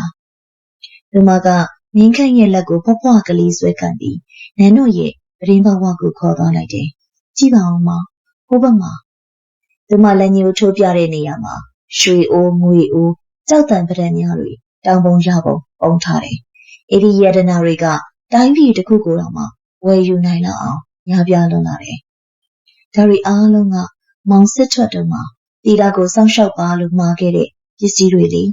တီတာတစ်ခုမှအပြောက်ရှမရှိစေရဘူးနော်မောင်။အခိုးတွေလာရင်ငွေပုံစံဖန်တီးပြီးတော့ခြောက်လှန့်ခဲ့တယ်။စစ်တီတွေလာရင်တိုက်ချုပ်တွေလှုပ်ပြီးတော့တိုက်ထုတ်ခဲ့တယ်။မောင်ပြန်လာတဲ့အခါဂုံရှိရှိနဲ့နေရအောင်လို့တီတာအသက်နဲ့ရှင်းပြီးတော့ကာကွယ်ခဲ့တာပါမောင်။မဲတီတာကငင်းခန့်ကိုမော့ကြည့်တယ်။ကျမရဲ့မျက်ဝန်းထဲမှာမျောလင်းချက်ရောင်ကြီးတွေတစ်ဖြစ်ဖြစ်လက်နေတယ်။အခုမောင်ပြန်လာပြီပဲ။ဒီယတနာတွေအားလုံးမောက်ဟာဖြစ်သွားပြီ။မောင်ရဲ့လူဘဝဆင်းရဲတယ်မလား။အိုနာသေးပြီးတွေရှိခဲ့တယ်မလား။ဒီမှာနေလိုက်ပါတော့မောင်ရဲ့။တီတာတို့အရင်နဲ့မိပေရလို့စမ်းစားကြမယ်လေ။မင်းခန့်ယတနာပုံကိုကြည့်လိုက်မဲတီတာကိုကြည့်လိုက်ဖြစ်နေတယ်။ယတနာတွေကမျက်စိကျိန်းလောက်တောက်ပနေပေမဲ့မဲတီတာရဲ့မျက်နှာလေးလောက်သူ့ကိုမဆွဲဆောင်နိုင်ပါ။ဒါပေမဲ့အဲ့ဒီဆွဲဆောင်မှုကလည်းတနာခြင်းပဲဖြစ်တော့တယ်။တီတာမင်းခန့်ကသူမရဲ့ပခုံးလေးကိုကိုင်လိုက်တယ်။ဝိညာဉ်အာယုံမှု ထိတွေ့မှုကလေထုကိုကိုင်းထားသလိုခံစားရတယ်။မင်းငါအတွက်ပေးဆက်ခဲ့တာတွေကတန်ဖိုးဖြစ်လို့မရပါဘူး။ဒါပေမဲ့မင်းမသိတာတခုရှိတယ်။ဒီယတနာတွေဒီနန်းတော်ကြီးတွေကမင်းအတွက်ဆုလက်မဟုတ်ဘူး။ဒါမင်းကိုချီနှောင်ထားတဲ့ထောင်ချောက်ကြီးဖြစ်နေတာ။မဲသိတာမျက်လုံးဝိုင်းသွားတယ်။ထောင်ချောက်ဟုတ်လားဟုတ်တယ်။မင်းဒီစည်းစိမ်တွေကိုဆွဲလန်းနေတဲ့၍ငါ့ကိုဆွဲလန်းနေတဲ့၍မင်းဒီအေးဆက်တဲ့နန်းတော်တွေမှာပဲထာဝရပြိတ်မိနေအောင်ပါမင်းပျော်နေတာမှမဟုတ်တာသိတာမင်းငိုနေတာပဲလေမင်းခန့်ကသူမရဲ့ပါးပြင်ပေါ်ကရဲရည်စာကိုတုပ်ပေးဖို့ကြိုးစားလိုက်တယ်ငါ့ကိုကြည့်ပါအောင်ငါကအခုလူသားပါငါမှသွေးတွေအသားတွေရှိတယ်ငါမှမိဘတွေရှိတယ်ငါဒီကိုလာလိုက်ရင်ငါမိဘငါအမေရင်ခွဲနာကြပြီးသိလိမ့်မယ်မင်းကအချစ်ကိုတန်ဖိုးထားတဲ့မိန်းကလေးပဲတခြားသူရဲ့ချစ်ချင်းမြတ်တာမင်းနင်းချစ်ရဲ့လို့လားမဲတီတာခေါင်းငုံသွားတယ်သူမရဲ့လက်ချောင်းလေးတွေကတုံ့ရှိနေတယ်မဲတီတာနားလေပါတယ်မောင်ဒါပေမဲ့မောင်မရှိရင်တီတာဘယ်လိုနေရမလဲဒီအထီးကျန်မှုတွေကိုတီတာကြောက်တယ်မောင်သူမရင်ဝင်လေးကိုတိုးဝင်ပြီးငိုရှိုက်လိုက်တယ်တီတာကိုမထားခဲ့ပါနဲ့မောင်ရေတရက်လေးပဲဖြစ်ဖြစ်တီတာနှစ်ဘေးမှာနေပေးပါနော်မင်းခန့်ရဲ့နှလုံးသားအရေးပြောကြမတက်ခံစားလိုက်ရတယ်။သူမဲတီတာကိုပြန်လှည့်ပြီးတော့ဝှက်ဖက်ထားလိုက်တယ်။ဒီအချိန်မှာသူမကကြောက်စရာပိုင်နှန်းရှင်မှမဟုတ်တော့ဘူး။ချစ်သူရဲ့ရင်ခွင်ကိုတောင်းတနေတဲ့မိမငယ်လေးတယောက်ပဲဖြစ်တော့တယ်။မငိုပါနဲ့တီတာရဲ့ငါမင်းကိုခရီးပေးပါတယ်။ကိုဒီဘဝမှာမင်းနဲ့အတူမနေနိုင်ပေမဲ့မင်းကျွတ်လွတ်သွားဖို့အတွက်ကိုတက်နိုင်တဲ့များလုပ်ပေးပါမယ်။ကိုအကုသိုလ်တွေအားလုံးမင်းကိုအမျှပေးမယ်လေ။အိုးကုသိုလ်တွေမလိုချင်ပါဘူး။မဲတီတာကခေါင်းခါရင်းနဲ့ပြန်ပြောတယ်။တီတာလိုချင်တာမောင်ရဲ့မြတ်တာမောင်ရဲ့အချစ်။အဲ့ဒီအချိန်မှာအပြင်လောကလူကြီးကဆရာကြီးဦးဖုံးမြတ်ရဲ့အတန်းကပဲ့တင်ထပ်ပြီးတော့ဝင်ရောက်လာတယ်။မင်းခန့်တတိထားအချိန်ကြာသွားရင်မင်းပြန်ထွက်လာလို့မရတော့ဘူး။လားပြေဝထွက်ပေါ်လာတော့မယ်။မင်းခန့်မိုးဘော်ကိုမောက်ကြည့်လိုက်တယ်။တိုင်တန်းရဲ့မျက်နှာချက်ကပွင့်ထွက်သွားပြီ။ကြီးမားတဲ့လားပြေဝန်ကြီးကထွက်ပေါ်လာတယ်။လာရောင်ကနန်းတော်တစ်ခုလုံးကိုလွှမ်းခြုံလိုက်တယ်။မေတီတာကမင်းခန့်ကိုမလွတ်ချင်ပေမဲ့ဒီမမျက်နှာမှာတစုံတစ်ခုကိုဆုံးဖြတ်လိုက်တဲ့အရေးအရာဖြစ်ပေါ်လာတယ်။မောင်တီတာကိုတကယ်ချစ်ခဲ့တာဟုတ်တယ်နော်။တကယ်ချစ်ခဲ့တာပါတီတာ။ဒါဆိုရင်တီတာရဲ့နောက်ဆုံးဆန္ဒတစ်ခုမောင်ဖြည့်ဆည်းပေးရမယ်။မေတီတာနောက်ဆုတ်လိုက်တယ်။ဒီမရဲ့ခါကြကညစိမ်းရောင်ဘဝလေးတစ်ခုကိုဖြုတ်လိုက်တယ်။ဒီဘဝကမောင်စစ်ထွက်တုန်းကတီတာကိုပေးခဲ့တဲ့ဘဝ။ဒါလေးကိုမောင်ပြန်ယူသွားပါ။ဒါကိုမောင်ယူသွားမှတီတာရဲ့အစွဲတစ်ခုလျှော့ကျသွားမှာပါ။ငင်းခန့်အဲ့ဒီဘဝကိုလှမ်းယူလိုက်တယ်။ဘဝကလက်ထဲရောက်တာနဲ့လေးလံတဲ့ခံစားမှုကိုပေးတယ်။သွားတော့မောင်လာမင်းကြီးအလဲတက်မရောက်ခင်မောင်ပြန်ထွက်တော့မဟုတ်ရင်တိုက်ချုပ်တွေကမောင်ကိုဒီမှာအမြဲတမ်းချုပ်နှောင်ထားလိုက်မယ်။တီတာမင်းရောတီတာကတီတာကန်ကျမနဲ့တီတာပါပဲ။မောင်ပြောရင်တီတာကျင်းနေပါတယ်။ဒီမှာကပြုံးပြလိုက်ပေမဲ့အဲ့ဒီအပြုံးကမင်းခန့်ရဲ့ဘဝတသက်တာမင်းမရနိုင်တဲ့အလွမ်းအပြုံးပဲဖြစ်တယ်။ဒီမှာဖြည်းဖြည်းချင်းနောက်ဆုတ်သွားပြီးအမောင်တို့တွေကိုတိုးဝင်သွားတယ်။တော်တော့လေမောင်မဲတီတာရဲ့အော်တန်နဲ့အတူရွှေနန်းတော်ကြီးပြိုကျပျက်စီးသွားပြီးတော့မင်းခန့်ရဲ့ဝိညာဉ်ကလေပွေတစ်ခုလိုလေထွက်သွားတော့တယ်။လေပြင်းတစ်ချက်ဝုန်းကနေကိုရန်တိုက်ခိုက်ပြီးတဲ့နောက်ပကံကြီးရဲ့တိတ်ဆိတ်ငြိမ်သက်မှုကမင်းခန့်ရဲ့အာယုံလေးမှာပြန်လည်ဝင်ရောက်လာတယ်။ရွှေနန်းတော်ကြီးရောက်ွယ်သွားပြီ။သူရှိမှမြင်နေရတာကရှေးဟောင်းဖျားပြက်ကြီးနဲ့လာရောင်အောင်မှာခြောက်သွေ့နေတဲ့တစ်ပိတ်လေးပါ။ဒါလီတတိယလာပြီလား။ဒေါ်အေးတီရဲ့စိုးရိမ်တကြီးအော်ခေါ်တန်းကြောင့်မင်းခန့်မျက်လုံးပွင့်လာတယ်။သူကဆရာကြီးရဲ့အေးစီဝိုင်းအလိမ်မှာလဲကျနေခဲ့တာပါ။သူတကိုယ်လုံးချွေးတွေနဲ့ဆူရွှဲနေတယ်။ရှင်ဘတ်ထဲမှာတော့ဟာတာကြီးဖြစ်ကြံနေခဲ့တယ်။ကျွန်တော်ပြန်ရောက်လာပြီလားအမေ။မင်းခန့်ထထိုင်လိုက်တယ်။သူစိတ်ထဲမှာမဲတီတာရဲ့နောက်ဆုံးအပြုံးနဲ့သူမရဲ့မျက်ရည်တွေကိုမြင်ရောက်နေစေ။ပြန်ရောက်ပြီသား။ဒါဘေးကင်းပြီ။ဦးမောင်မောင်ကသားဖြစ်သူကိုတွဲထူလိုက်တယ်။အဲ့ဒီချိန်မှာဆရာကြီးဦးဖုံးမြတ်ရဲ့မျက်လုံးတွေကမင်းခန့်ရဲ့ဘက်လက်ကိုရောက်သွားတယ်။အေးမင်းခန့်မင်းလက်ထက်ကဘာကြီးလဲ။ဦးမောင်မောင်ကသားဖြစ်သူကိုတွဲထူလိုက်တယ်။အဲ့ဒီချိန်မှာဆရာကြီးဦးဖုံးမြတ်ရဲ့မျက်လုံးတွေက မင်းခန့်ရဲ့ဘယ်ဘက်လက်ကိုရောက်သွားတယ်။ဟေးမင်းခန့်မင်းလက်ထဲကဘာကြီးလဲ။မင်းခန့်နဲ့မိဘတွေပါပြိုင်တူကြည့်လိုက်ကြတယ်။မင်းခန့်လက်ထဲမှာစုပ်ကင်ထားတာကညာစိမ်းရောင်ပဝါပါလေးတစ်ထည်။အဲ့ဒီပဝါကခစ်သစ်ပိုးတွေလိုမျိုးမဟုတ်ပဲရှေးဟောင်းလက်ရက်ကန်ပုံစံမျိုးပါ။ဒါပေမဲ့ဟောင်းနွမ်းမနေပဲအသစ်ဆက်လို့တောက်ကနေပြီးတော့အဲ့ဒီပဝါစီကတနခါနဲ့ဂန်းကော်ပန်းနဲ့တင်းတင်းလေးထွက်ပေါ်နေတယ်။ဒါတီတာပေးလိုက်တာမြင်းခန့်ကရှေးရွတ်လိုက်တယ်။ဖျားဒေါ်အေးသည်မျက်လုံးပြူသွားတယ်။အိမ်မက်ထဲကပစ္စည်းကလက်တွေ့မှာပါလာတယ်ဟုတ်လား။ဆရာကြီးဦးဖုံးမြတ်ပဝါကိုလှမ်းယူကြည့်လိုက်တယ်။ပဝါကအေးဆက်နေပြီးတော့သူ့လက်နဲ့ထိတွေ့လိုက်တာနဲ့ဓာတ်လိုက်တယ်လို့ကျင်ကနေဖြစ်သွားတယ်။ဒါတာမန်ပဝါမဟုတ်ဘူး။အောက်လန်းနဲ့လှုပ်ထားတာလည်းမဟုတ်ဘူး။ဒါမေတီတာရဲ့စိတ်ဆွမ်းအင်းနဲ့ဖန်တီးထားတဲ့ပစ္စည်းပဲ။သူကမင်းကိုပြန်လွှတ်လိုက်တယ်ဆိုပေမဲ့သူ့ရဲ့ကိုယ်ဘွားတစ်ခုကိုတော့မင်းစီမှာထည့်ပေးလိုက်တာပဲ။ဒါဆိုသားလေးကိုဒုက္ခပေးမှလားယင်ဆရာကြီး။လောလောဆယ်တော့ဒုက္ခပေးမဲ့ပုံမပေါ်ပါဘူး။ဒီဘဝအကာအကွယ်ပေးမဲ့သဘောတောင်တက်ရောက်တယ်။ဒါပေမဲ့တတိတော်ထားရမယ်။ဒီဘဝရှိနေတဲ့၍မေတီတာကမင်းခန့်ရဲ့လှုပ်ရှားမှုတိုင်းကိုသူသိနေလိမ့်မယ်။မင်းခန့်ကဘဝကိုဆရာကြီးလက်ထဲကပြန်ယူလိုက်ပြီးရှင်ဘက်မှာဖိကတ်ထားလိုက်တယ်။ရပါတယ်ဆရာကြီး။သူကျွန်တော်ကိုဒုက္ခမပေးပါဘူး။ဒါသူ့ရဲ့အချစ်ပါ။သူတို့ဖွဲ့ခရပြက်ကြီးကိုကြောက်ခိုင်းပြီးထွက်ခွာလာခဲ့ကြတယ်။မင်းခန့်နောက်ဆုံးအနေနဲ့လှည့်ကြည့်လိုက်တဲ့အခါစေဒီမုတ်ဦးဝမှာမေတီတာရက်နေတာကိုအမြင်ရတော့ပါ။ဒါပေမဲ့လေတိုးတန်ထဲမှာတူးမြင့်တဲ့အတန်လေးကိုတော့သိချပေါက်ကြားလိုက်ရတယ်။မောင်ကိုလွမ်းနေမယ်နော်။တစ်ပတ်ခန့်ကြာပြီးတဲ့နောက်ရန်ကုန်မြို့မင်းခန့်တို့မိသားစုရန်ကုန်ကိုပြန်ရောက်လာကြပြီးမင်းခန့်ရဲ့ကျမ်းမာရေးကလည်းပုံမှန်ပြန်ဖြစ်သွားပေမဲ့သူ့စိတ်ကတော့ပုံမှန်မဟုတ်တော့ဘူး။သူကအရှင်လိုတက်ကြွလန်းဆန်းတဲ့လူငယ်တစ်ယောက်မဟုတ်တော့ပဲအမြဲတမ်းငင်းငိုင်နေတတ်တယ်။တက္ကသိုလ်ကျောင်းသားဆိုပေမဲ့ကျောင်းမသွားခြင်းတငယ်ချင်းတွေနဲ့မတွေ့ခြင်းသူ့အခန်းထဲမှာပဲတယောက်တည်းနေပြီးတစ်တာလေးတစ်လုံးကိုဖွင့်ကြည့်နေတတ်တယ်။အဲ့ဒီတစ်တာထဲမှာပကံကပါလာတဲ့ညာစိမ်းရောင်ပဝါလေးကိုခောက်သိမ်းထားတယ်။အော်စီယာကောင်းတာကအဲ့ဒီပဝါကဘယ်တော့မှမညစ်ပတ်အနက်မပြောက်အခန်းထဲမှာထားလိုက်တာနဲ့တခန်းလုံးဂန်းကော်ပန်းနှံတွေလိုက်နေတတ်တယ်။ဒီနေ့မင်းခန့်ရဲ့ကျောင်းကတငယ်ချင်းမလေးနန္ဒာအင်ကိုအလေးရောက်လာတယ်။နန္ဒာကမင်းခန့်ကိုတစ်ဖက်သက်စိတ်ဝင်စားနေသူပါ။မင်းခန့်နေကောင်းသွားပြီဆိုကြားမလာတာကြာလို့စိတ်ပူလို့လာကြည့်တာ။နန္ဒာကမင်းခန့်ရဲ့အခန်းထဲကိုဝင်လာတယ်။မင်းခန့်ကစာအုပ်ဖတ်နေရကနေမောကြည့်တယ်။အော်အေးနန္ဒာလာလေငါနေကောင်းနေပါပြီ။နည်းနည်းနားကျင်လို့ကြားမလာတာပါ။မြင်ကြည့်ရတာပိန်သွားသလိုပဲမျက်နှာလည်းမကောင်းဘူး။နန္ဒာကစိတ်ပူစွာနဲ့မင်းခန့်ရဲ့နဖူးကိုစမ်းဖို့လက်ကိုလှမ်းလိုက်တယ်။ကိုပူရှိသေးလား။နန္ဒာရဲ့လက်ကမင်းခန့်ရဲ့နဖူးကိုမထိခင်လက်မခန့်အကွာဝေးမှာပဲခွာငနဲ့အခန်းတောင်မှာရှိတဲ့ပန်းအိုးတစ်လုံးရုတ်တရက်ကျကွဲသွားတယ်။လေလည်းမတိုက်ဘသူမှလည်းမထိပဲသူ့လိုကျကွဲသွားတာ။အမလီနန္ဒာကလက်ဖြန့်ပြီးတော့နောက်ဆုတ်သွားတယ်။အဲ့ဒီအချိန်မှာအခန်းထဲမှာရှိတဲ့အပူချိန်ကရုတ်တရက်ထိုးကျသွားပြီးတော့ရေခဲတိုက်ထဲရောက်နေတယ်လို့တခန်းလုံးအေးဆက်လာတယ်။နန္ဒာရုတ်တရက်ကြောချမ်းသွားတယ်။ဒီစုံတစ်ယောက်ကသူမကိုအနောက်ကနေစိုက်ကြည့်နေတယ်လို့ခံစားရတယ်။မင်းခန့်နေ့ခန့်ဘာကြီးလဲမဖြစ်တာလဲအေးလိုက်တာ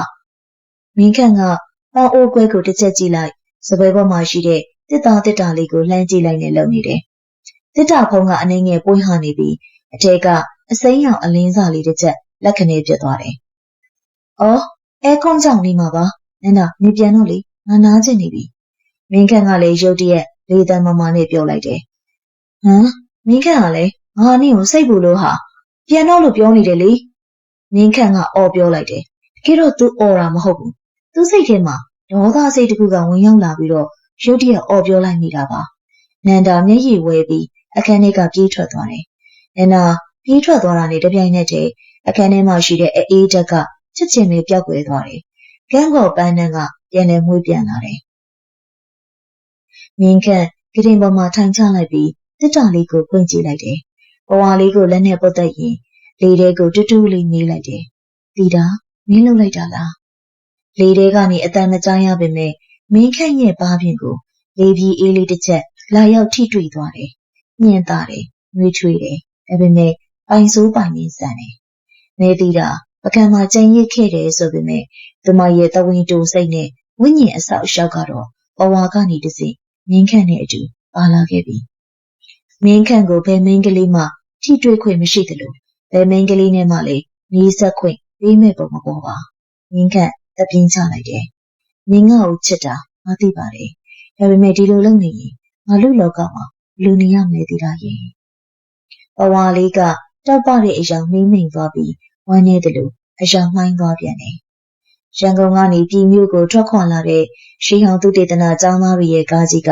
တရေခစ်တရားမြို့ဟောင်းလေးစီဦးတည်မောင်းနေလာတယ်။ကျောင်းသားကျောင်းသူတွေပျော်ရွှင်စွာတချင်းဆိုစကားပြောနေပေမဲ့ကားရဲ့နောက်ဆုံးခုံမှာထိုင်နေတဲ့မင်းခန့်တယောက်တိတ်ဆိတ်ငြိမ်သက်နေတယ်။သူ့ဘေးမှာဘသူမှမထိုင်ရဲ့အကြောင်းကမင်းခန့်ရဲ့ဘေးခုံလုံးမှာလူမမြင်ရပေမဲ့အေးဆက်တဲ့အငွေ့သက်တစ်ခုရှိနေတာကြောင့်ပါ။မင်းခန့်ရဲ့လွယ်အိတ်ထဲမှာညာစိမ်းရောင်ပဝါလေးပါလာတာကိုတော့ဘသူမှမသိကြပါမင်းခက်ဒီပါရီဒီလောက်တောင်တွေးနေတာလေဟမ်ကြီးရောက်ရင်ပျော်နေစမ်းပါရှေ့ကုံကနန္နာကလှည့်ပြောတယ်နန္နာကမင်းခက်ကိုလက်မလျှော့သေးဘူးမင်းခက်ရဲ့ထူးခြားတဲ့အမှုရာကိုသူမနားမလည်ပေမဲ့သူမရဲ့ချစ်ချင်းမြတ်တာနဲ့မင်းခက်ကိုကူစားပေးနိုင်တယ်လို့သူမကယုံကြည်နေတယ်ငါနေကောင်းပါလေနန္နာငါတော့တိတ်မကတ်နဲ့နော်ငါအေးပတ်နေလို့နေကူးမှဆိုလို့မင်းခန့်ကအကြောင်းပြချက်ပေးလိုက်ပေမဲ့တကယ်တမ်းသူစိုးရိမ်နေတာကသူအေးမိမှာကိုမဟုတ်ဘူးလွယ်အိတ်ထဲကပဝါလေးရဲ့အပူကိုပါနန္နာသူကိုစကားလှမ်းပြောလိုက်တိုင်းလွယ်အိတ်ထဲကပူကနေဖြစ်နေတယ်လေညနေဆောင်ဘောကြီးစေဒီအနားမှာကျောင်းသားတွေကစေဒီပပတ်လည်မှာလေးလာရေးလုပ်နေကြတယ်နေဝင်ချင်းရောက်တဲ့အခါပဝင်းချင်းကမှိုင်းညို့လာတယ်ရှေးဟာအုပ်ရိုးတွေကြားမှာလေတိုးသံတွေကတသိမ့်သိမ့်နဲ့ပြက်လာတယ်ငင်းခန့်လူအုပ်နဲ့ခက်လန်းလန်းမှာတယောက်တည်းထိုင်နေတယ်။သူကပဝါလေးကိုထုတ်ပြီးလက်ပွားပေါ်မှာတင်ထားလိုက်တယ်။ဒီတာမင်းပါလာတယ်မလား။လေပြေးလေးတစ်ချက်ကဝှေ့ရမ်းသွားတယ်။ငင်းခန့်ရဲ့ပါးပြင်ကိုနူးညံ့စွာပုတ်တက်သွားတယ်။မောင်သွားလေရာဒီတာပါမှာပေါ့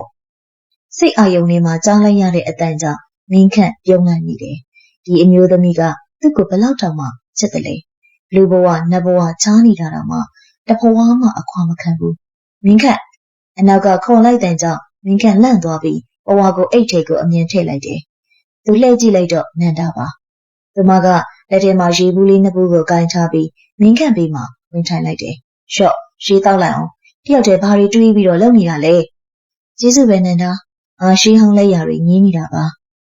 ။နန္ဒာကမင်းခန့်ကိုစိုက်ကြည့်ရင်နဲ့တပြင်းချလိုက်တယ်။ဒီပြောင်းလဲသွားတယ်နော်မင်းခန့်။အရင်ကငါတို့ဘယ်လောက်တောင်ပြောခဲ့ကြလဲ။အခုကြရနေငါ့ကိုရှောင်နေသလိုပဲနော်။ဟာလေနေမှာတခြားမိန်းကလေးရှိနေပြီလား။မိခင်ဘာမှပြန်မဖြေပါ။ဘာပြန်ကြည့်ရမှန်းလည်းမသိဘူး။ရှိတယ်ပြောရအောင်ကလည်းလူသားမိန်းကလေးမဟုတ်ဘူး။မရှိဘူးပြောရင်လေတီတာကစိတ်ဆိုးလိမ့်မယ်။ငါမှဘသူမှမရှိပါဘူးဟာ။ဒါဆိုဘာလို့လဲ။နန္ဒာကစိတ်မရှိစွာနဲ့မင်းခန့်ရဲ့လက်ကိုလှမ်းဆွဲလိုက်တယ်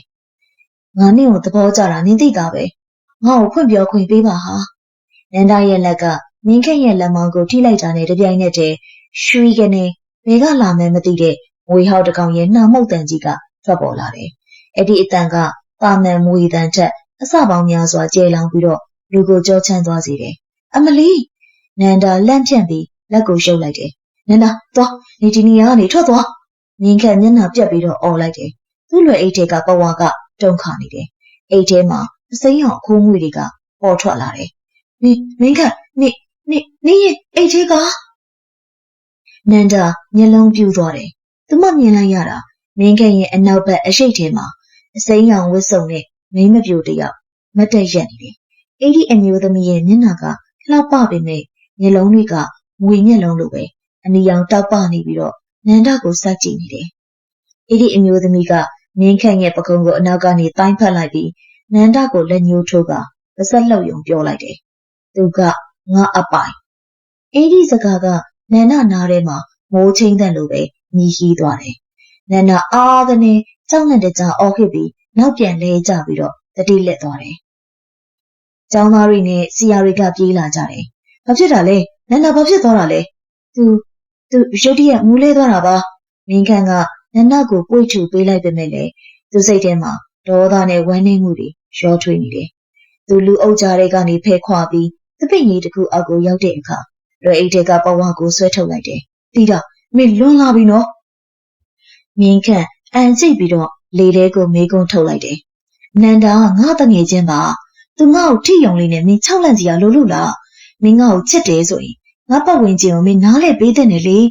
။လေရင်းကြီးတိုက်ခတ်လာပြီးတော့သီးရွက်တွေကျွေးကြလာတယ်။ပဝါလေးကမြင်းခန့်လက်ထဲမှာပူနွေးလာတယ်။မြင်းခန့်ရဲ့စိတ်အာရုံထဲမှာမေတီတာရဲ့ငိုရှိုက်တန်ကပေါ်ထွက်လာတယ်။မောင်ကသူ့ဘက်ကပါတာလား။အတန်ကနာကျင်မှုအပြည့်နဲ့တုံရှိနေတယ်။သူကမောင်လက်ကိုကန်လိုက်တာလေ။မောင်ရဲ့အသားကိုထိလိုက်တာလေ။တီတာကမောင်ကိုထိတွေ့ချင်လို့နှစ်ပေါင်းရာကြီးစောင့်ခဲ့ရတာတော့မှ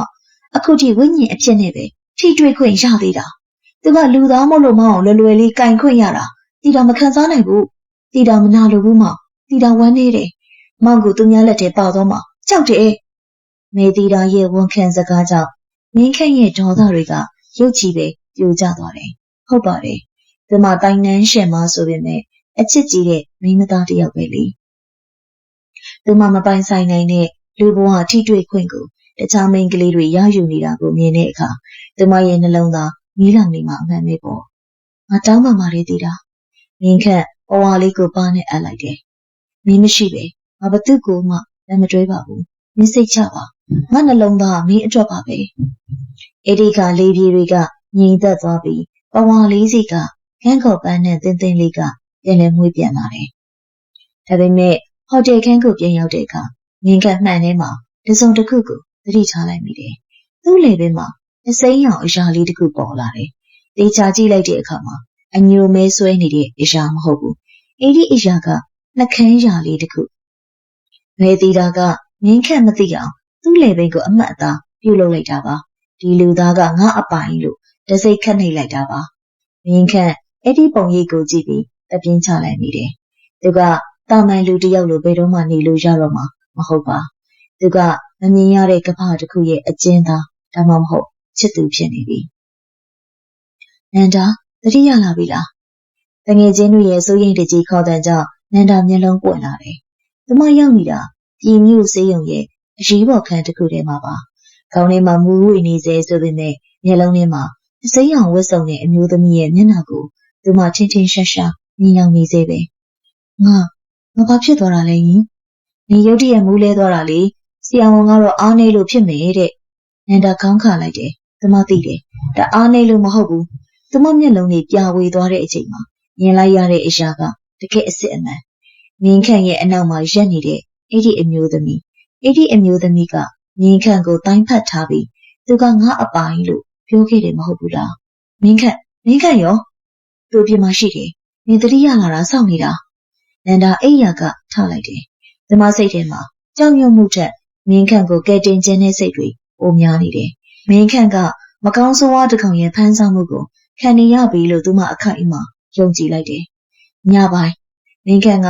ဟိုတယ်လာတာဆောင်မှာတယောက်တည်းရက်နေတယ်။လေငင်းခန့်နေတယ်လို့ထင်ရပေမဲ့တကယ်တော့သူကလွယ်အိတ်ထက်ကညစိမ်းအောင်ပဝါလေးကိုထုတ်ပြီးစကားပြောနေတာပါ။တီတာ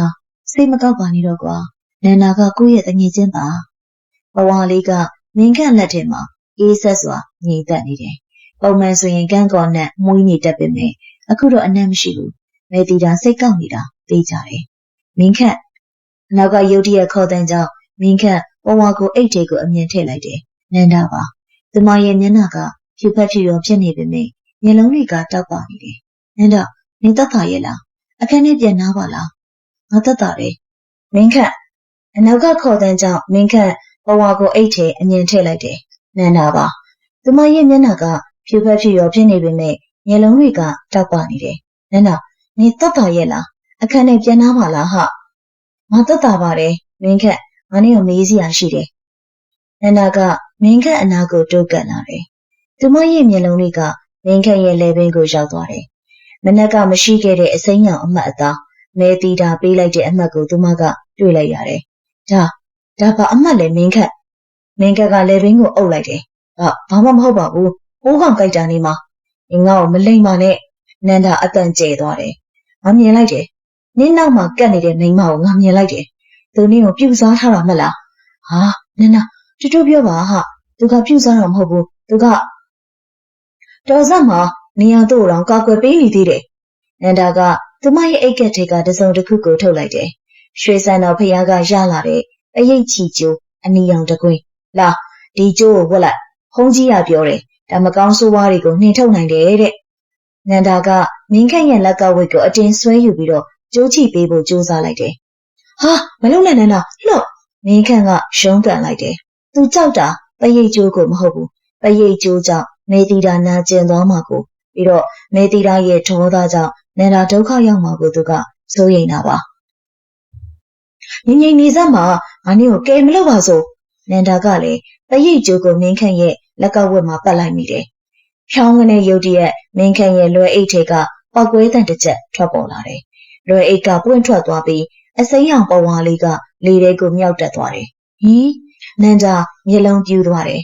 ပဝါလေးကလေထဲမှာဝဲပြက်ရင်စိမ်ဖက်ဖက်အလင်းရောင်တွေတောက်ပလာတယ်အဲ့ဒီအလင်းရောင်ကနန္ဒာလက်ထဲကပရိတ်ကျိုးကိုရိုက်ခတ်လိုက်တယ်ပရိတ်ကျိုးကမီးလောင်သလိုပြာကျသွားပြီးတော့ပြတ်တောက်သွားတယ်နန္ဒာလက်ကပူသွားပြီးလှုပ်ချလိုက်ရတယ်လေထဲမှာဝဲပြက်နေတဲ့ပဝါလေးကနေတဆင့်မေတီတာရဲ့ဝမ်းနဲ့ဒေါသထွက်နေတဲ့အတန်ကြီးကထွက်ပေါ်လာတယ်ဒီတစ်ခါအတန်ကိုတော့မင်းခန့်တာမကနန္ဒာပါကြားလိုက်ရတယ်ရှင်က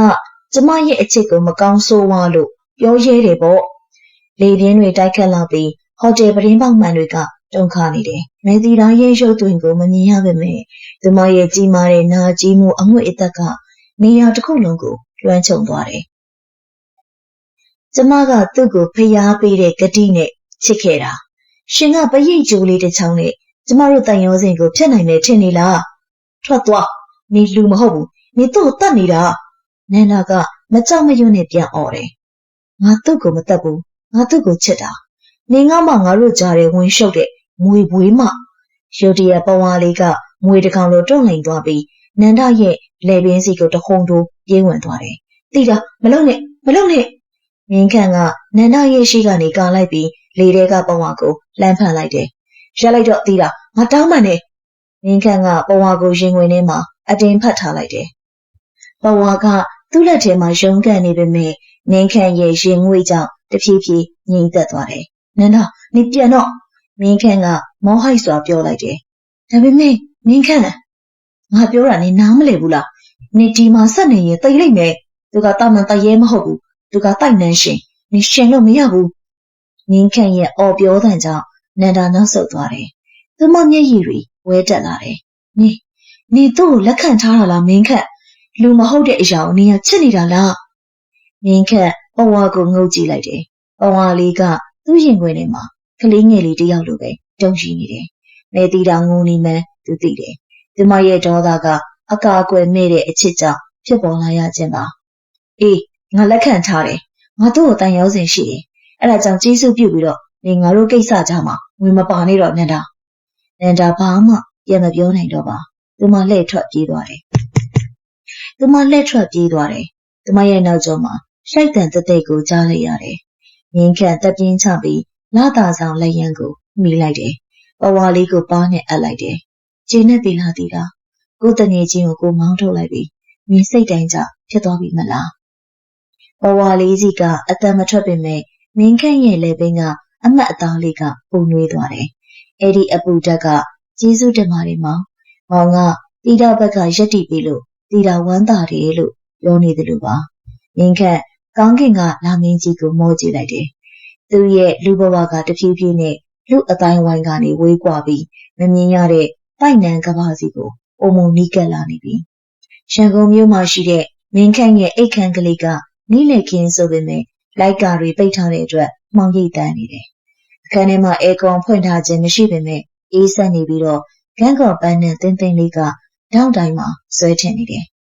ဒါမင်းခန့်ထမင်းလေးနည်းနည်းလောက်စားပါလားကွယ်ဒါဘာမှမစားတာ3 ရက်ရှိပြီနော်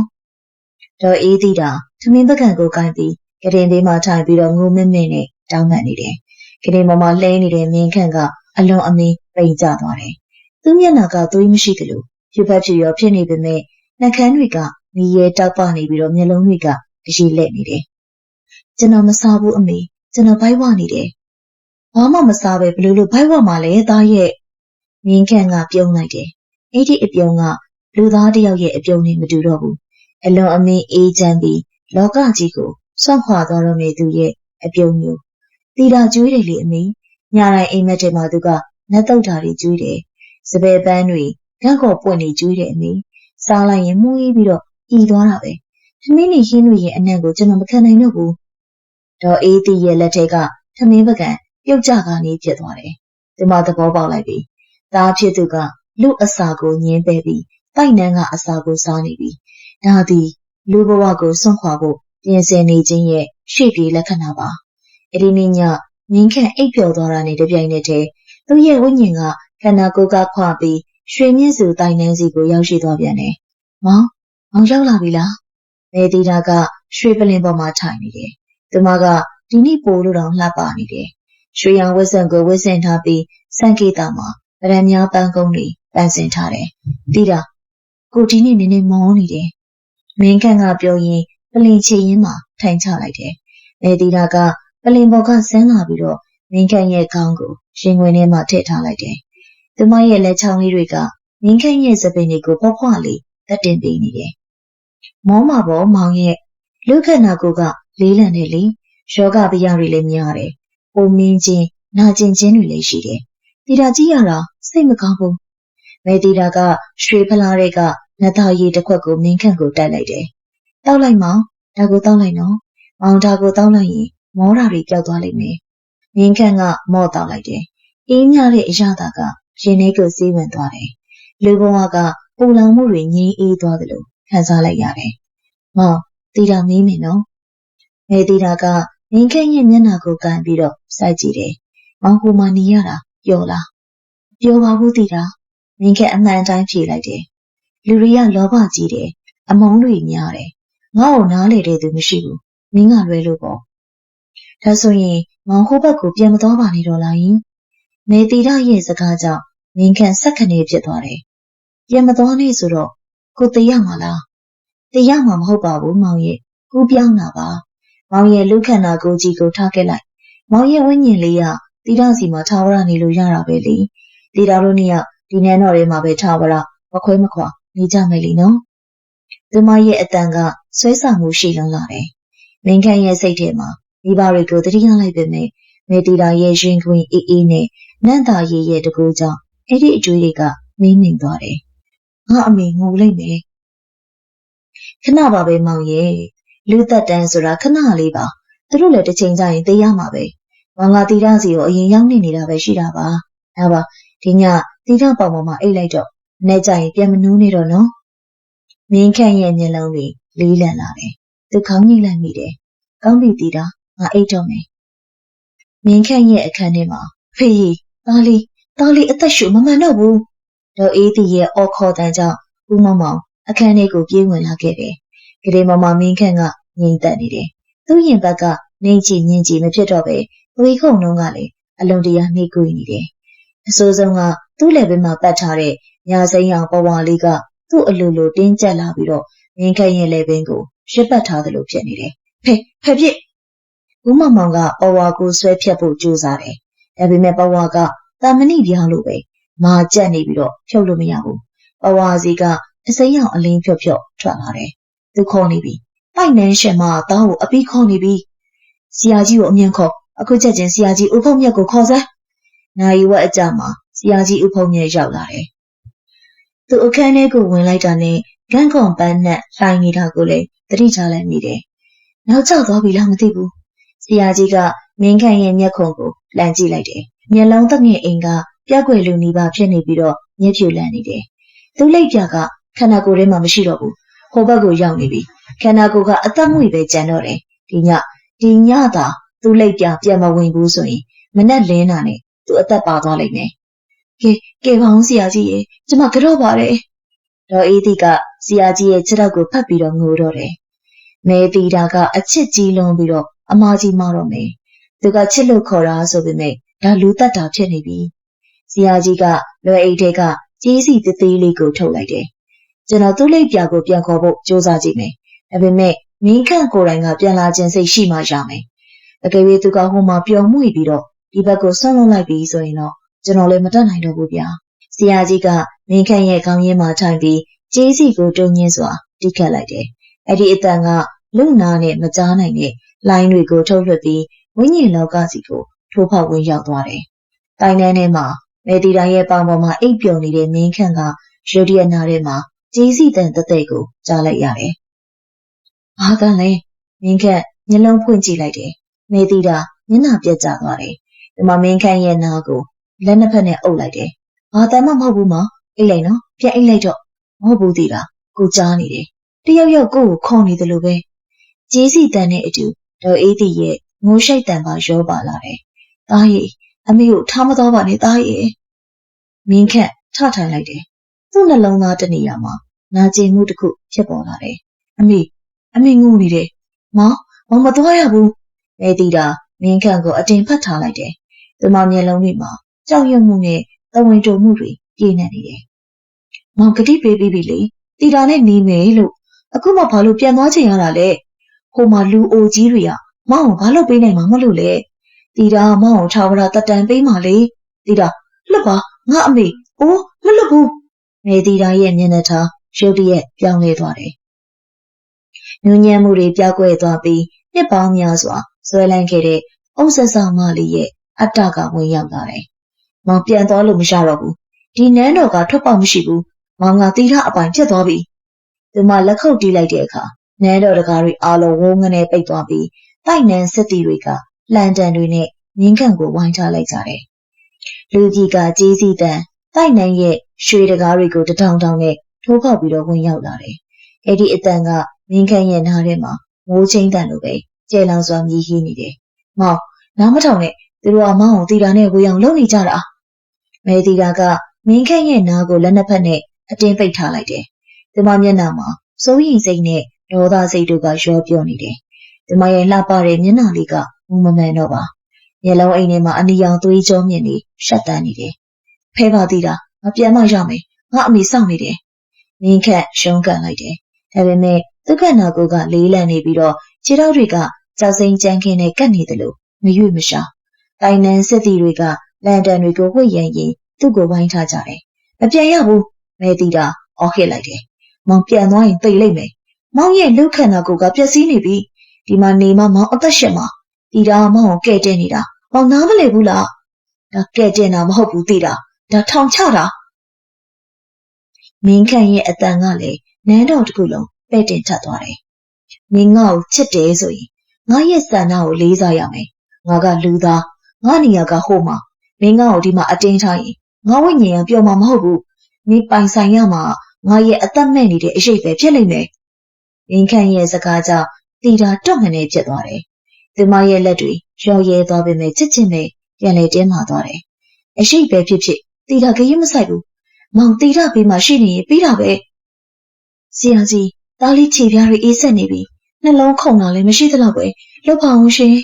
။ဦးမောင်မောင်ကမင်းခန့်ရဲ့ခြေထောက်တွေကိုအပြေးကင်ကြည့်ရင်ဆရာကြီးတားလေးခြေပြားတွေအေးဆက်နေပြီ။နှလုံးခုန်တာလည်းမရှိသလောက်ပဲ။ဦးမောင်မောင်ကမင်းခန့်ရဲ့ခြေထောက်ကိုကန်ကြည့်ရင်တုံ့လှုပ်စွာပြောတယ်။မင်းခန့်ရဲ့ခန္ဓာကိုယ်ကအလောင်းကောင်လိုမျိုးဖြူဖက်ဖြူရောဖြစ်နေပြီ။ဆရာကြီးဦးဖုံးမြက်ကချွေးတွေပြန်နေတယ်။သူကပစိုးဖြူတစ်ထည်ကျေးစီတစ်လုံးနဲ့ရွှေဖလားတစ်ခုကိုအသုံးပြုပြီးအပြင်းထန်ဆုံးသောလိပ်ပြခေါ်ဝိဇာနည်းကိုအသုံးပြုနေရတယ်။မဲတီတာအရန်ကိုအဆွဲကြည့်နေတယ်။တာမန်ခေါ်ယုံနဲ့မရတော့ဘူး။သူ့ရဲ့အချစ်ကိုနိုင်တဲ့တခုတည်းသောအရာကိုသုံးမှရမယ်။ဆရာကြီးကဒေါ်အေးတီဘက်ကိုလှည့်လိုက်ကဒေါ်အေးတီခမည်းရဲ့သားကိုခမည်းခေါ်ပါ။ရှင်ကျမခေါ်နေတာပဲလေဆရာကြီး။သူမှမကြားတာမဟုတ်ဘူး။ခမည်းပါဇက်နဲ့ခေါ်တာမဟုတ်ဘူး။မိခင်မြတ်တာနဲ့ခေါ်ရမှာ။ခမည်းသားကိုကိုဝင်ဆောင်တော့ကခန်းစားချက်မွေးဖွားတော့ကနာကျင်မှုဒီအရွယ်ရောက်အောင်ပြုစုပြိုးထောင်ခဲ့ရတဲ့တန်ရောစိန်အဲ့ဒီစိတ်အာယုံတွေအကုန်စုပြီးတော့သူ့နာမည်ကိုခေါ်ပါအဲ့ဒီအတန်ကတိုက်နန်းရဲ့တတိုင်းကိုဟောက်ထွေးနိုင်လိမ့်မယ်ဒေါ်အေးသည်မျက်ရည်တုပ်လိုက်တယ်သူမကလေးမော်တက်လိုက်ပြီးသားဖြစ်သူရဲ့ရင်ဘတ်ပေါ်ကိုခေါင်းကိုအပ်လိုက်တယ်သူမရဲ့မျက်ရည်တွေကမြင်းခန့်ရဲ့အင်ကြီးပေါ်ကိုစီးကျသွားတယ်သားမြင်းခန့်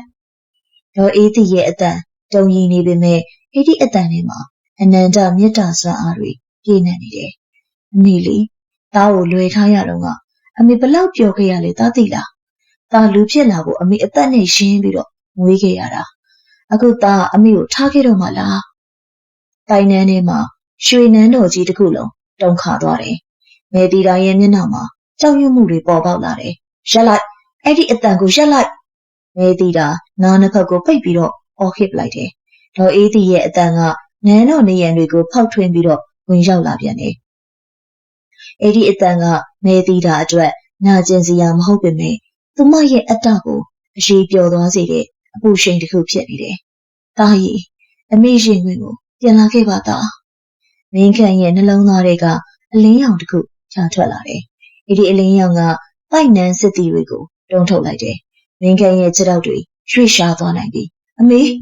မင်းခန့်မတက်ထရက်လိုက်တယ်။သူကနန်းတော်တကားမစီကိုပြေးသွားလိုက်တယ်။မသွားပါနဲ့မောင်။မေတီတာမင်းခန့်ရဲ့ခြေထောက်ကိုဖတ်တွေ့ထားလိုက်တယ်။ဒီမှာကျန်းပြင်းပေါ်မှာတရွတ်တိုက်ပြီးပါသွားတယ်။မောင်မတော်ရဘူး။မောင်ကတီလာအပိုင်လေးတီလာကိုမတနာဘူးလား။နှစ်ပေါင်း900တောင်မှစောင့်ခဲ့ရတာလေ။မင်းခန့်ရက်တန်လိုက်တယ်။သူငုံကြည့်လိုက်တော့မေတီတာကငိုကြွေးရင်သူ့ခြေထောက်ကိုဖတ်ထားတာကိုတွေ့ရတယ်။ဒီမှာပုံစံကတနာစီရကောင်းလွန်းလာတယ်။တီတာငါမင်းကိုတနာပါတယ်။ဒါပေမဲ့မင်းခန့်ကသူမရဲ့လက်တွေကိုဖြည်းဖြည်းချင်းဖြုတ်ချလိုက်တယ်။အမေကငါ့ကိုအသက်ပေးပြီးတော့မွေးခဲ့တာ။မင်းကငါ့ကိုချစ်တယ်ဆိုပေမဲ့အမေမြတ်တာကိုတော့မရှင်လို့မရဘူးတီလား။အမေကပေးဆက်ခြင်းနဲ့ချစ်တာ။မင်းကပိုင်ဆိုင်ခြင်းနဲ့ချစ်တာ။အဲ့ဒါကွာခြားချက်ပဲ။မောင်မေတီတာရဲ့မျက်လုံးတွေပြူးကျသွားတယ်။မောင်ကတီတာအချစ်ကိုအပြစ်တင်နေတာလား။မဟုတ်ဘူး။ငါနားလေပေးချင်တာ။မင်းငါ့ကိုတကယ်ချစ်ရင်ငါရဲ့ပျော်ရွှင်မှုကိုကြည့်ပြီးတော့မင်းကျေနပ်နိုင်ရမယ်လေအခုငါမပျော်ဘူးတည်တာငါအမေငိုနေရင်ငါဘလို့မှမပျော်နိုင်ဘူးအဲ့ဒီစကားကမေတီတာရဲ့နှလုံးသားတကားကိုဖွင့်လိုက်တယ်လို့ဖြစ်သွားတယ်သူမရဲ့လက်တွေကရော့ကျသွားတယ်သူမငိုရှိုက်လိုက်တယ်တီတာရှုံးပြီမောင်မေတီတာကျမ်းမြင့်ပေါ်မှာမောက်ခုံကျသွားတယ်ဟုတ်ပါတယ်တီတာမောင်ကိုပိုင်ဆိုင်ခြင်းလုံးလို့အတ္တကြီးမိတယ်မောင်ရဲ့အမေရဲ့မြစ်တာကိုတီတာမမီပါဘူးမောင်ရဲ့နန်းတော်တကားကြီးတွေဖြည်းဖြည်းချင်းပွင့်လာတယ်အပြင်ဘက်မှာအလင်းရောင်ဖြာကျလာတယ်သွားတော့မောင်ငါအမေစီကိုပြန်သွားပါတော့မင်းခန့်တကားဝကိုရောက်ခါနေမှပြန်လှည့်ကြည့်လိုက်တယ်မေတီတာကျမ်းပြစ်မောင်မတယောက်တည်းကြံ့ရစ်ခဲ့တယ်သူမရဲ့ကြောပြင်လေးကသိငယ်ပြီးအထီးကျန်လုံးလာတယ်တီတာမကြည့်နဲ့မောင်ပြန်လှည့်မကြည့်နဲ့ကြည့်ရင်တီတာစိတ်ပြောင်းသွားမိလိမ့်မယ်သွားမေတီတာအော်ခေလိုက်တယ်မင်းခန့်မျက်ရည်တွေတုပ်ပြီးအလင်းရောင်လေးကိုတိုးဝင်ပြီးတော့ခုန်ချလိုက်တော့တယ်မင်းခန့်သားတတိယလာပြီလားဒေါ်အေးတီရဲ့ဝမ်းသာအားရခေါ်တန်းကြောင့်မင်းခန့်မျက်လုံးပွင့်လာတယ်သူရောက်နေတာသူ့အိတ်ခမ်းထဲမှာပါဒီနားမှာဖခင်ဖြစ်သူဦးမောင်မောင်နဲ့ဆရာကြီးဦးဖုံးမြတ်တို့ရှိနေကြတယ်မင်းခန့်ရင်ထဲမှာလေးလံမှုကြီးပျောက်ကွယ်သွားပေမဲ့နှလုံးသားထဲမှာဟာတာကြီးပြည့်ကျန်ရခဲ့တယ်ကျွန်တော်ပြန်ရောက်ပါပြီမင်းခန့်ထလိုက်တယ်အမေဖြစ်သူကိုဝေဖက်လိုက်တယ်ဒေါ်အေးတီရဲ့ကိုငွေကနှွေးထွေးနေတယ်ဒါသည်လူသားတို့ရဲ့အထီးတွေဒါပေမဲ့မင်းခန့်စိတ်ထဲမှာတော့အေးဆက်ကြောက်စိမ်ကြမ်းပြင်ပေါ်မှာတယောက်တည်းကြံ့ရစ်ခဲ့တဲ့မိန်းကလေးတယောက်ရဲ့ပုံရိပ်ကိုဖျောက်ဖျက်လို့မရဖြစ်နေတော့တယ်ဒါအဆင်ပြေရဲ့လားဘာဖြစ်နေတာလဲဦးမောင်မောင်ကမေးတယ်မင်းခန့်ခေါင်းခါလိုက်တယ်ရဲရည်တွေကဘာဖြစ်မုတ်ကိုတလိမ့်လိမ့်နဲ့စီးကြလာတယ်ကျွန်တော်အဆင်ပြေပါတယ်အဖေဒါပေမဲ့သိတာသူအရင်သနာဖို့ကောင်းတယ်မင်းခန့်လွယ်အိတ်ထဲကညာစိမ်းရောင်ပုံဝါလေးကိုထုတ်ကြည့်လိုက်တယ်အရှင်ကတောက်ပနေတဲ့ပုံဝါလေးကအခုအခါအယောင်နှိမ်ဖြော့ပြီးဟောင်းနှွမ်းသွားတယ်လို့ဖြစ်နေတယ်ဂန်းကော့ပန်းနဲ့မရှိတော့ပါ၆သွေးတဲ့တရွက်၆နဲ့ပဲရတော့တယ်ဆရာကြီးဒါဘာဖြစ်တာလဲပဝါကဘာလို့ဒီလိုဖြစ်သွားတာလဲဆရာကြီးဦးဖုံးမြတ်ကပဝါကိုကိုင်းကြည့်ပြီးတက်ပြင်းချလိုက်တယ်သူစိတ်တက်ကြသွားပြီးမင်းခန့်ဝိညာဉ်ဆိုတာစိတ်နဲ့တည်ရှိနေတာသူကမင်းကိုမျောလင်းချက်နဲ့စောင့်နေခဲ့တာနှစ်ပေါင်း900ကျော်ပြီအခုမင်းကသူ့ကိုညှင်းပယ်ပြီးလူလောကကိုပြန်လာလိုက်တော့သူ့ရဲ့မျောလင်းချက်မိတော့ကငြိမ်သွားပြီဒါဆိုသူဘာဖြစ်မှာလဲဘာဆက်ဖြစ်မှာလဲသူ့ဝိညာဉ်ကအာနေသွားပြီးတော့တဖြည်းဖြည်းပြတ်ကွယ်သွားလိမ့်မယ်ဒါပေမဲ့အမုန်းတရားတွေနာကျင်မှုတွေနဲ့အတူအောက်လမ်းဘက်ကိုရောက်ပြီးကျွတ်လွတ်ခွင့်မရပဲထာဝရဒုက္ခရောက်နေလိမ့်မယ်သူအခုသေလူလိုဖြစ်နေပြီ မင်းခန့်ရှင်နဲ့စို့တက်သွားတယ်သူကိုလွတ်ရှုံပြီးထွက်ပြေးလာခဲ့ပေမဲ့ချစ်သူဟောင်းကိုတော့ငရဲခန်းထဲမှာသူပြစ်ထားခဲ့တယ်လို့ဖြစ်နေတယ်လေမဖြစ်ဘူးအဲ့ဒီလိုတော့လုံးဝအဖြစ်မခံနိုင်ဘူးမင်းခန့်ဂရင်ဘော်ကဆင်းလိုက်တယ်ခြေလမ်းတွေကရိုင်နေနေပေမဲ့သူ့မျက်လုံးတွေကပြတ်သားနေတယ်ကျွန်တော်ပကံကိုပြန်သွားမယ်ဟေးတော့အေးတီနဲ့ဥမမောင်ပြိုင်တူအော်တန်ထွက်သွားတယ်ဒါရင်မင်းသေးတွင်းတွေကတီတီကလေးလွတ်လာတာလေအခုမှဘာလို့ပြန်သွားချင်ရတာလဲမဟုတ်ဘူးအမေဒါသူ့ကိုဒီတိုင်းပြစ်ထားလို့မရဘူးသူသားကိုချစ်လို့ဒါစိတ်ချမ်းသာဖို့အတွက်သူလွတ်ပေးလိုက်တာဒါသူ့ကိုကျေးဇူးကမ်းလို့မဖြစ်ဘူးမင်းခန့်ကဆရာကြီးဘက်ကိုလှည့်ကြည့်လိုက်တယ်ဆရာကြီးသူ့ကိုကျွတ်လွန်အောင်လုပ်ပေးနိုင်မဲ့နီးလန်းရှိတယ်မဟုတ်ဘူးလားသူဒီတန်ရောစင်ကြိုကလွတ်မြောက်ပြီးတော့ကောင်းရမွန်ရဘုံဘဝရောက်ရှိအောင်ဆရာကြီးလုပ်ပေးလို့ရတယ်မဟုတ်ဘူးလားဆရာကြီးဦးဖုံးမြတ်မင်းခန့်ကိုလေးစားစွာကြည့်လိုက်တယ်ရှိတယ်မောင်မင်းခန့်ဒါပေမဲ့ဒီနီးလန်းကမင်းအတွက်စွန့်စားရလိမ့်မယ်မင်းကိုယ်တိုင်သူ့ရှေ့ကိုသွားပြီးသူ့ရဲ့အစွဲဖြစ်တဲ့ဒီဘဝကိုမီးရှို့ပြီးတော့သူ့ကိုအမျှပေးရမယ်သူကမင်းပေးတဲ့အမျှကိုတာတုခေါ်နိုင်မှဒီတိုက်နှန်းကနေကျွတ်လွတ်မှာရတယ်ဆရာကြီးသူကအမျှယူပါမလားသူလိုချင်တာကုသိုလ်မှမဟုတ်တာသူလိုချင်တာကျွန်တော်လေအဲ့ဒါမင်းရဲ့တာဝန်ပဲမင်းကသူ့ကိုမေတ္တာစနစ်နားချရမယ်သူ့ရဲ့အချစ်ကိုပိုင်ဆိုင်ခြင်းကနေဆွတ်လွတ်ခြင်းအဖြစ်မင်းပြောင်းလဲပေးနိုင်မှရမယ်မင်းခန့်ခေါင်းငိတ်လိုက်တယ်ကျွန်တော်လုံနိုင်မယ်လို့ယုံကြည်တယ်တီတာကစိုးသွမ်းနေတဲ့မိန်းကလေးတယောက်မဟုတ်ဘူးသူကအချစ်ကြီးယုံပဲရှိတာပါနောက်တစ်နေ့ပကံခရီးစဉ်မင်းခန့်တို့မိသားစုနဲ့ဆရာကြီးဦးဖုံးမြတ်တို့ပကံမြေကိုဒုတိယအကြိမ်ရောက်ရှိလာကြပြန်တယ်ဒီတခါခရီးစဉ်ကအရင်တစ်ခေါက်နဲ့မတူပါအရင်ကကဲတင်ဖို့လာခြင်းဆိုပေမဲ့အခုတော့နှုတ်ဆက်ဖို့လာခြင်းပါညနေဆောင်နေဝင်ချိန်မှာသူတို့ရွှေမြင့်စုဖျားပြက်စီကိုရောက်ရှိလာကြတယ်ဖျားပြက်ကြီးကအရင်ကထက်ပိုပြီးတော့ခြောက်သွေးနေတယ်တစ်ပင်တွေအရွက်ကျွေးနေပြီးတော့လေတိုက်တန်ကညင်းညူတန်လိုဖြစ်နေတယ်မဟုတ်ဦးမှာမဲတီတာကိုမတွေ့ရအရာအလုံးတိတ်ဆိတ်ငြိမ်သက်နေတယ်တီတာမင်းခန့်ဖျားရင်ပြင်မှာဒူထောက်ထိုင်ချလိုက်တယ်လက်ထဲမှာညာစိမ်းရောင်ပေါ်ဝါလေးကိုကင်ထားတယ်ငါလာပြီတီတာမင်းကငါထပ်ပြီးတော့ထားမသွားတော့ပါဘူးလေပြင်းတစ်ချက်တိုက်ခတ်လာတယ်ဒါပေမဲ့မဲတီတာပေါ်မလားဆရာကြီးသူပဲရောက်သွားတာလေဦးမောင်မောင်ကမေးလိုက်တယ်သူအားကုန်နေပြီသူဝိညာဉ်ကဒီနေရာမှာရှိပေမဲ့လူရုပ်မပြနိုင်လောက်အားနေနေတာမင်းခန့်စတော့ဆရာကြီးကဖျားရှိမှဖျောင်းနိုင်ကိုယ်တိုင်ထုံးညှိလိုက်တယ်ပကံများထဲမှာစပယ်ပန်းတွေကိုထည့်လိုက်တယ်တီတာမင်းထွက်ခဲ့ပါငါမင်းကိုစကားပြောချင်လို့ပါမင်းခန့်ညည်းရည်ကြရင်နဲ့ခေါ်လိုက်တယ်ငါမင်းကိုမုန်းလို့ထားခဲ့တာမဟုတ်ဘူးငါတို့ဘဝတွေခြားနားနေလို့ပါမင်းဒီမှာတယောက်တည်းဆက်နေရင်ငါစိတ်ချမ်းသာမှာမဟုတ်ဘူးငါကိုချစ်ရင်မင်းကောင်းရမွန်ရကိုသွားပါတော့မင်းခန့်ရဲ့မျက်ရည်တစ်ပေါက်အဝါပေါ်ကိုကြောက်ရောက်သွားတယ်အဲ့ဒီချိန်မှာဖျားစီရီရဲ့အမောင်ရိပ်တွေကအလင်းစာလေးတစ်ခုလက်ခဏိဖြစ်သွားတယ်အဲ့ဒီအလင်းကတဖြည်းဖြည်းကြီးထွားလာပြီးမေတီတာရဲ့ပုံရိပ်ကထွက်ပေါ်လာတယ်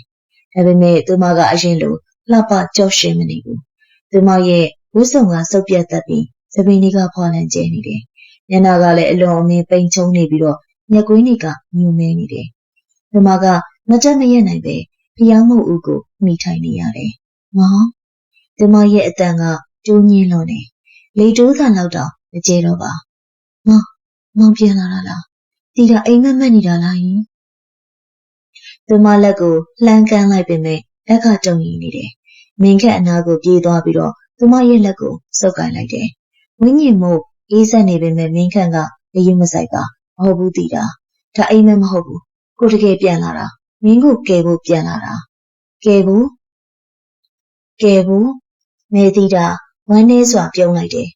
တီတာကိုဘယ်သူမှကယ်လို့မရပါဘူးမောင်ကြီးတီတာနှလုံးသားကသေသွားပြီလေရတယ်တီတာမင်းကျွတ်လွတ်ခွင့်ရမယ်မင်းနောင်ဘဝကိုရင်ငါတို့ပြန်ဆုံနိုင်သေးတယ်လေဒီဘဝမှာလူနဲ့နတ်ဖြစ်နေတော့မပေါင်းရပေမဲ့မင်းလူပြန်ဖြစ်ရင်ငါတို့ဖိုးစားပါရင်ပြန်ဆုံမှာပေါ့မင်းခန့်ရဲ့စကားကြောင့်မေတီတာရဲ့မျက်လုံးလေးတွေမျောလင်းချက်ရောင်ကြီးပြန်လေတောက်ပါလာတယ်တကယ်လားမောင်တီတာလူပြန်ဖြစ်ရင်မောင်ကိုပြန်ရှာလို့ရမယ်ဟုတ်လား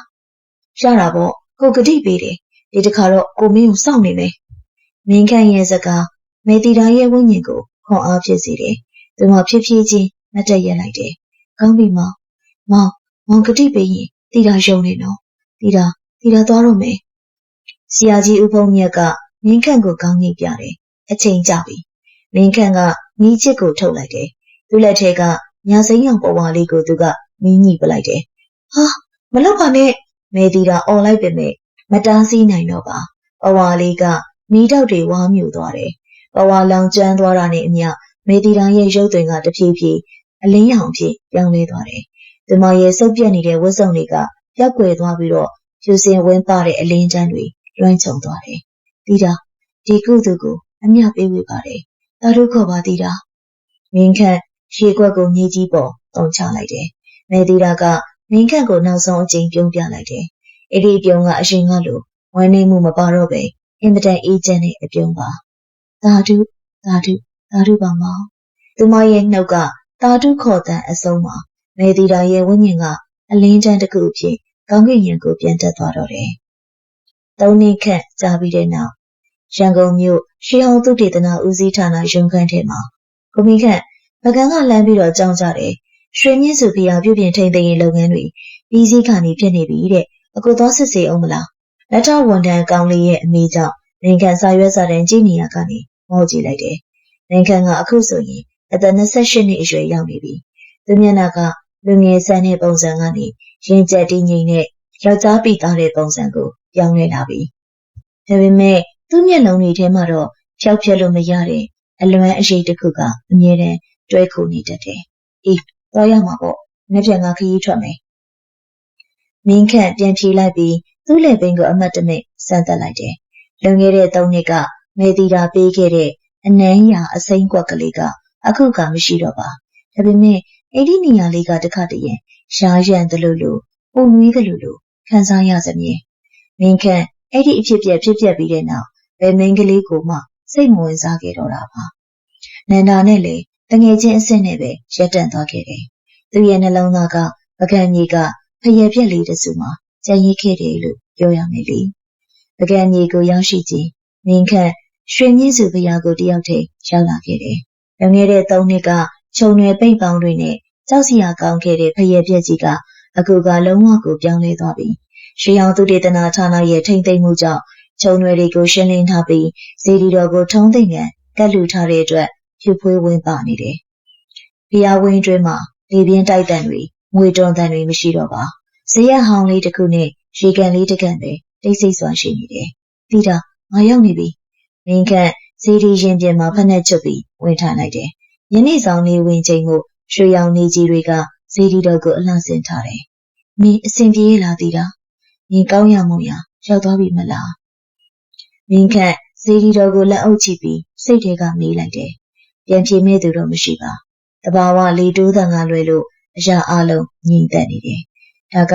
မင်းခန့်လိုချင်တဲ့အဖြစ်ပဲလေ။သူမကျွတ်လွတ်သွားပြီဖြစ်လို့ခြောက်လန့်ခြင်းတော့မရှိတော့ပါ။မင်းခန့်စေတီပတ်နဲ့အတိုင်းရှောက်လာရင်းနဲ့စေတီတောင်တနေရာမှာပေါက်ရောက်နေတဲ့ဂန်းကော့ပင်ကြီးတစ်ပင်ကိုတွေ့လိုက်တယ်။အဲ့ဒီပင်ကအရင်တုန်းက6သွေ့နေပေမဲ့အခုကစိမ့်လန်းဆုပ်ပြေးနေပြီးတော့ရှာသည်မဟုတ်ပဲဂန်းကော့ပန်းကြီးဝဝဆဆပွင့်နေတာကိုလည်းအောက်အောက်ဖွယ်ရတွေ့လိုက်ရတယ်။ဂန်းကော့ပန်းတွေမင်းခန့်အပင်အောက်ကိုရောက်သွားတယ်။လေတိုက်လိုက်တိုင်းပန်းပွင့်လေးတွေကျွေးကြလာတယ်။အပြောင်ဝတ်ဆန်အဝါရောင်ဝတ်မုံလေးတွေနဲ့လှပလုံးတဲ့ပန်းတွေမင်းခန့်ရေကြီးပေါ်ကျနေတဲ့ပန်းတစ်ပွင့်ကိုကောက်ယူလိုက်တယ်။ပန်းနံကိုရှူရှက်လိုက်တဲ့အခါသူ့ရင်ထဲမှာဒိန်းကနေဖြစ်သွားတယ်။ဒါမေတီတာရဲ့ကိုသိန်းနဲ့သူမပေးခဲ့တဲ့ညစိမ်းရောင်ပဝါလေးရဲ့အနက်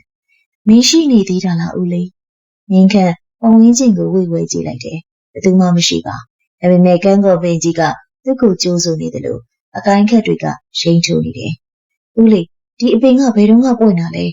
။ဖျားဆောင်အဖိုးကြီးတယောက်ရှောက်လာတာကိုတွေ့လို့မင်းခန့်ကမေးလိုက်တယ်။ဟုတ်တယ်ကျူးဆန်းနေရဲ့ကျူမောင်ရဲ့ဒီပင်ကနှစ်ပေါင်းများစွာမပွင့်မဲနဲ့ခြောက်နေတာ။လွန်ခဲ့တဲ့3 နှစ်လောက်ကလာပြညတညမှာရုတ်တရက်ပြန်ရှင်လာပြီးတော့ပန်းနေပွင့်နေလေ။အဲ့ဒီညရွာသားတွေပြောတာတော့ဖျားဘက်ကမင်းကလေးတယောက်ရဲ့ရီးတန်းလို့စွတ်တောင်းတန်းလို့ကြားရတယ်တဲ့။မင်းခန့်ပြုံးလန့်နေတယ်။မျက်ရည်တွေတောင်ဝဲလာမိတယ်။3 နှစ်ဆိုတာ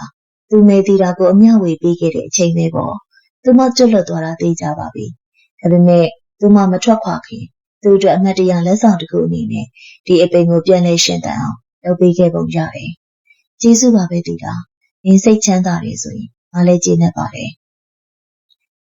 မင်းခန့်ခန်းကော့ပန်းလေးကိုအင်ကြီးအိတ်ခတ်ထဲထည့်လိုက်တယ်။စိတ်ထဲမှာပေါ့ပါသွားတယ်။ဝန်တော့ဝန်ပိုးကြီးရော့ကျသွားတယ်လို့ခံစားလိုက်ရတယ်။မင်းခန့်ကားစီကိုပြန်လျှောက်လာခဲ့လိုက်တယ်။ဖျားမဝမှာဒေသခံဈေးတဲ့တချို့ရွှန်းထဲနဲ့လက်ဆောင်ပစ္စည်းတွေရောင်းချနေကြတယ်။အခုရွှန်းထဲလေးတွေဝယ်ပါအောင်လား။ပကံထဲစစ်တွေပါ။မင်းခန့်ကောင်းခပြီးဖြတ်လျှောက်လာစဉ်မှာဆိုင်တန်းလေးတစ်ခုရဲ့တောင်စုံမှာထိုင်နေတဲ့မိန်းကလေးတစ်ယောက်ကိုတွေ့လိုက်တယ်။အဲ့ဒီမိန်းကလေးကအသက်3-4နှစ်အရွယ်လောက်ပဲရှိအောင်ပဲ။တနခါပကွက်ကြားလေးနဲ့အင်မတန်ချစ်စရာကောင်းတယ်။ဒီမှာကအရုပ်ကလေးတစ်ယောက်ကိုကိုင်ပြီးတော့စော့ကစားနေတယ်။မင်းခန့်ခြေလမ်းတွေရက်တန့်သွားတယ်။ကလေးမကိုင်ထားတဲ့အရုပ်အဲ့ဒီအရုပ်ကဟစ်ပေါ်ပလတ်စတစ်ရုပ်တစ်ရုပ်မဟုတ်ဘူး။ရှေးဟောင်းလက်ရာပုံစံနဲ့ပြုလုပ်ထားတဲ့တစ်သားရုပ်သေးရုပ်ကလေးတစ်ရုပ်။အဲ့ဒီရုပ်သေးရုပ်ကမင်းခန့်မောင်ဖုံးပြည့်ရဲ့အတိတ်ဘဝတုန်းကဝတ်ဆင်ခဲ့တဲ့စစ်တီတော်ဝတ်စုံနဲ့ထပ်တူကြနေတယ်။သမီးလေးဒီအရုပ်ကဘေးကရတာလေ။မင်းခန့်ကကလေးလေးနားကိုသွားပြီးဒူးထောက်ထိုင်ပြီးတော့မေးလိုက်တယ်။ကလေးမလေးကမင်းခန့်ကိုမော့ကြည့်တယ်။သူမရဲ့မျက်လုံးတွေအဲ့ဒီမျက်လုံးတွေကကလေးတယောက်ရဲ့မျက်လုံးတွေလို့ပြောရလောက်အောင်ဖြူစင်ပေမဲ့အတွင်းသဏ္ဍာန်မှာတော့နက်တိုင်းသောရင်းနှီးသောလွမ်းမောဖွယ်ရာအရှိတစ်ခုကိုမင်းခန့်မြင်လိုက်ရတယ်။ဒါသမီးရဲ့မောင်လေးကလေးမလေးကရုပ်သေးလေးကိုဖတ်ထားရင်းနဲ့ဖြေလိုက်တယ်။မင်းခန့်ရဲ့နှလုံးသားရက်တက်မတက်ဖြစ်သွားတယ်။ဘသူပေးတာလဲသမီး။သူမှမပေးပါဘူး။သမီးအိမ်မက်ထဲကကောက်ရတာ။ကလေးမလေးကပြုံးပြလိုက်တယ်။အဲ့ဒီအပြုံးကမဲတီတာနောက်ဆုံးထွက်ခွာခါနီးပြုံးပြခဲ့တဲ့အပြုံးနဲ့တထီရတယ်။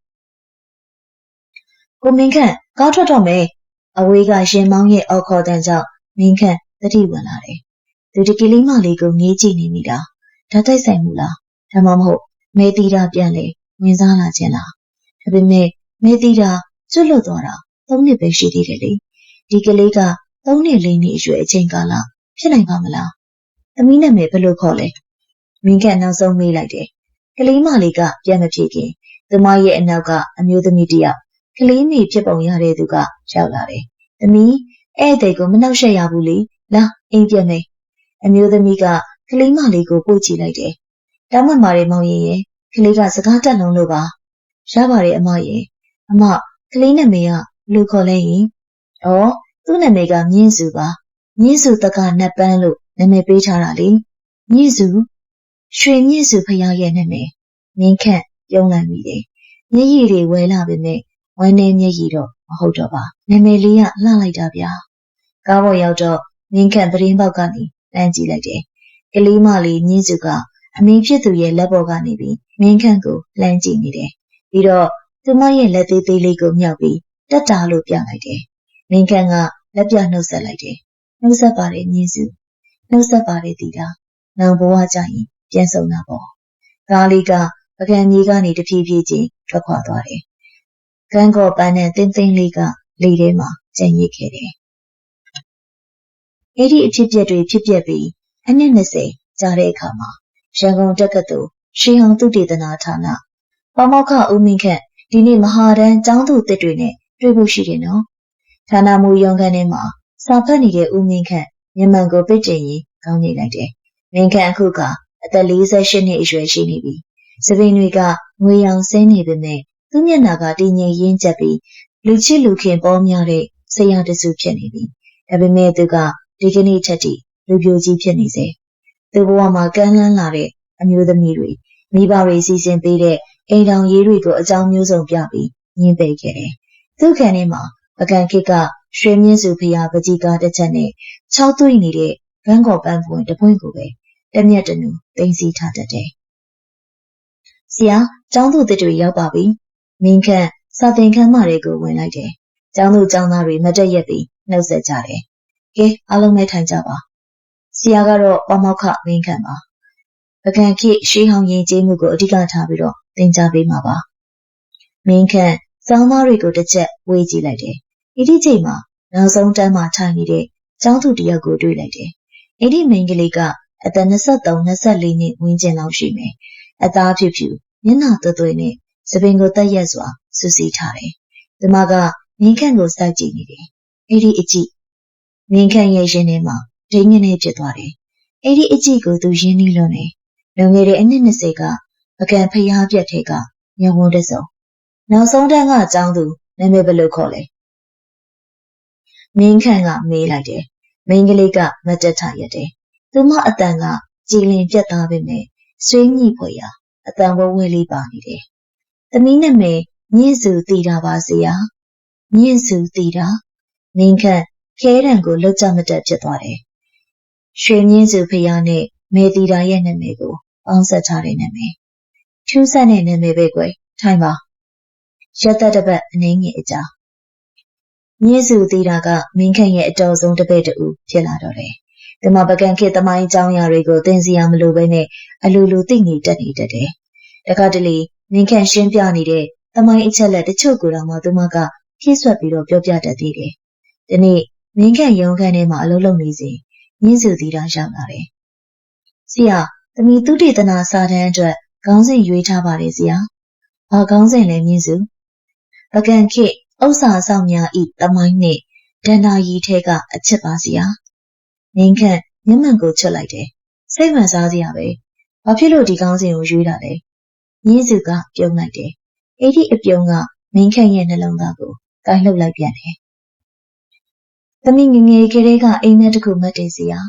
အိမ်မက်ထဲမှာရွှေရောင်နန်းတော်ကြီးတစ်ခုရှိတယ်အဲ့ဒီမှာမိန်းကလေးတစ်ယောက်ကယောက်ျားတစ်ယောက်ကိုအရင်ချစ်ပြီးတော့စောင့်နေခဲ့ဘူးတယ်ဒါပေမဲ့မြင်းစုကစကားကိုရပ်လိုက်ပြီးမင်းခန့်ရဲ့မျက်လုံးလေးကိုတက်တက်ကြည့်တယ်။ဒါပေမဲ့အဲ့ဒီယောက်ျားကသူ့ကိုထားသွားခဲ့တယ်။သူကတော့နှစ်ပေါင်းများစွာကြာပြီးတဲ့အထိအဲ့ဒီလူပြန်လာတာကိုစောင့်နေတော့မယ်လေ။အခန်းထဲမှာတိတ်ဆိတ်သွားတယ်။လေအေးပေးဆက်ဖွင့်ထားပေမဲ့မင်းခန့်ရဲ့နှပူမှာချွေးတွေစုပ်လာတယ်။ကန်းကော့ပန်းနဲ့တင်းတင်းလေးရွာလာတယ်လို့ခံစားရတယ်။အဲ့ဒီအိမ်မက်ကဝမ်းနေစရာကောင်းလား။မင်းခန့်တူတူလေးနေလိုက်တယ်။အရင်တုန်းကတော့ဝမ်းနေစရာပါစီယာဒါပေမဲ့အခုတော့ဝမ်းမနေတော့ပါဘူးဘာလို့လဲဆိုတော့အဲ့ဒီယောက်ျားကဂတိပေးခဲ့တယ်လေနောင်ဘဝကြရင်ငါမင်းကိုစောင့်နေမယ်တဲ့အဲ့ဒီဂတိကြောင့်သူကလူပြန်ဖြစ်လာပြီးတော့အဲ့ဒီလူကိုလိုက်ရှာနေတာပါမြင်းစုကပြောရင်မင်းခန့်ရဲ့စပွဲပေါ်မှာရှိတဲ့ဂန်းကော့ပန်း6ကလေးကိုလမ်းကင်လိုက်တယ်ဒီပန်းလေးကလွန်ခဲ့တဲ့နှစ်20ကပကံမှာပွင့်ခဲ့တဲ့ပန်းမလားစီယာမင်းခန့်မတက်ထရက်လိုက်မိတယ်သူသေးချသွားပြီဒီကလေးမြင့်စုတည်တာသူမတောင်ပန်းကျောင်းသူမဟုတ်ဘူးမင်းဘာတူလဲမြင့်စုကမျက်ရည်ဝဲရင်းနဲ့ပြုံးလိုက်တယ်ဆရာမမှတ်မိတော့ဘူးလားပကံဖျားဈေးထဲမှာအရှုပ်ကလေးကင်ပြီးတော့တက်တာပြခဲ့တဲ့ကလေးမလေးလေးပြီးတော့သူမကအတန်ကိုနှိမ်ပြီးတော့ဆက်ပြောလိုက်တယ်ဒါမှမဟုတ်လွန်ခဲ့တဲ့နှစ်900ကရွှေမြင့်စုဖျားမှာကျန်ရစ်ခဲ့တဲ့တည်တာလားတည်တာမင်းတကယ်ပဲလားပမောက္ခဦးမင်းခန့်ရဲ့အတန်ကြီးတုံရည်နေတော့တယ်သူရဲ့ရုံခန်းလေးထဲမှာအချိန်ကာလတွေရပ်တန့်သွားတယ်လို့ခံစားလိုက်ရတယ်သူရှိမှရက်နေတဲ့မြင့်စုတည်တာဆိုတဲ့မိန်းကလေးအသက်20ကျော်ရွယ်လူငယ်လေးဆိုပေမဲ့သူမရဲ့မျက်ဝန်းထဲမှာနှစ်ပေါင်း900စာလွမ်းမောမှုတွေနဲ့ပြည့်နေနေတယ်ဟုတ်ပါတယ်ဆရာသမီးကဆရာကိုပကံစည်းထဲမှာတွေ့ခဲ့တဲ့ကလေးမလေးမြင့်စုပါပြီးတော့မြင့်စုတည်တာကမျက်ရည်ဝဲရင်ရှေ့ကိုတိုးလာတယ်ပြီးတော့လွန်ခဲ့တဲ့နှစ်20ကရွှေမြင့်စုဖျားမုတ်ဝမှာဆရာကိုတာထုခေါ်ပြီးထွက်ခွာသွားခဲ့တဲ့မေတည်တာပါမင်းခန့်မတ်တက်ရက်နေရင်နဲ့ဒူညွန့်ကြမတက်ဖြစ်သွားခဲ့တယ်သူယုံကြည်လက်ခံဖို့ခက်ခဲနေပေမဲ့သူ့နှလုံးသားကတော့ဒါအမှန်တရားပဲလို့အော်ဟစ်နေမိတယ်ဒါဆိုမင်းလူပြန်ဖြစ်နေတာပေါ့နော်ငါကတိအတိုင်းမင်းလူပြန်ဖြစ်လာတာပေါ့ဟုတ်ကဲ့မောင်ဩဆရာမြင်းစုသေးတာကခေါင်းငုပ်ပြီးတော့ပြုံးလိုက်တယ်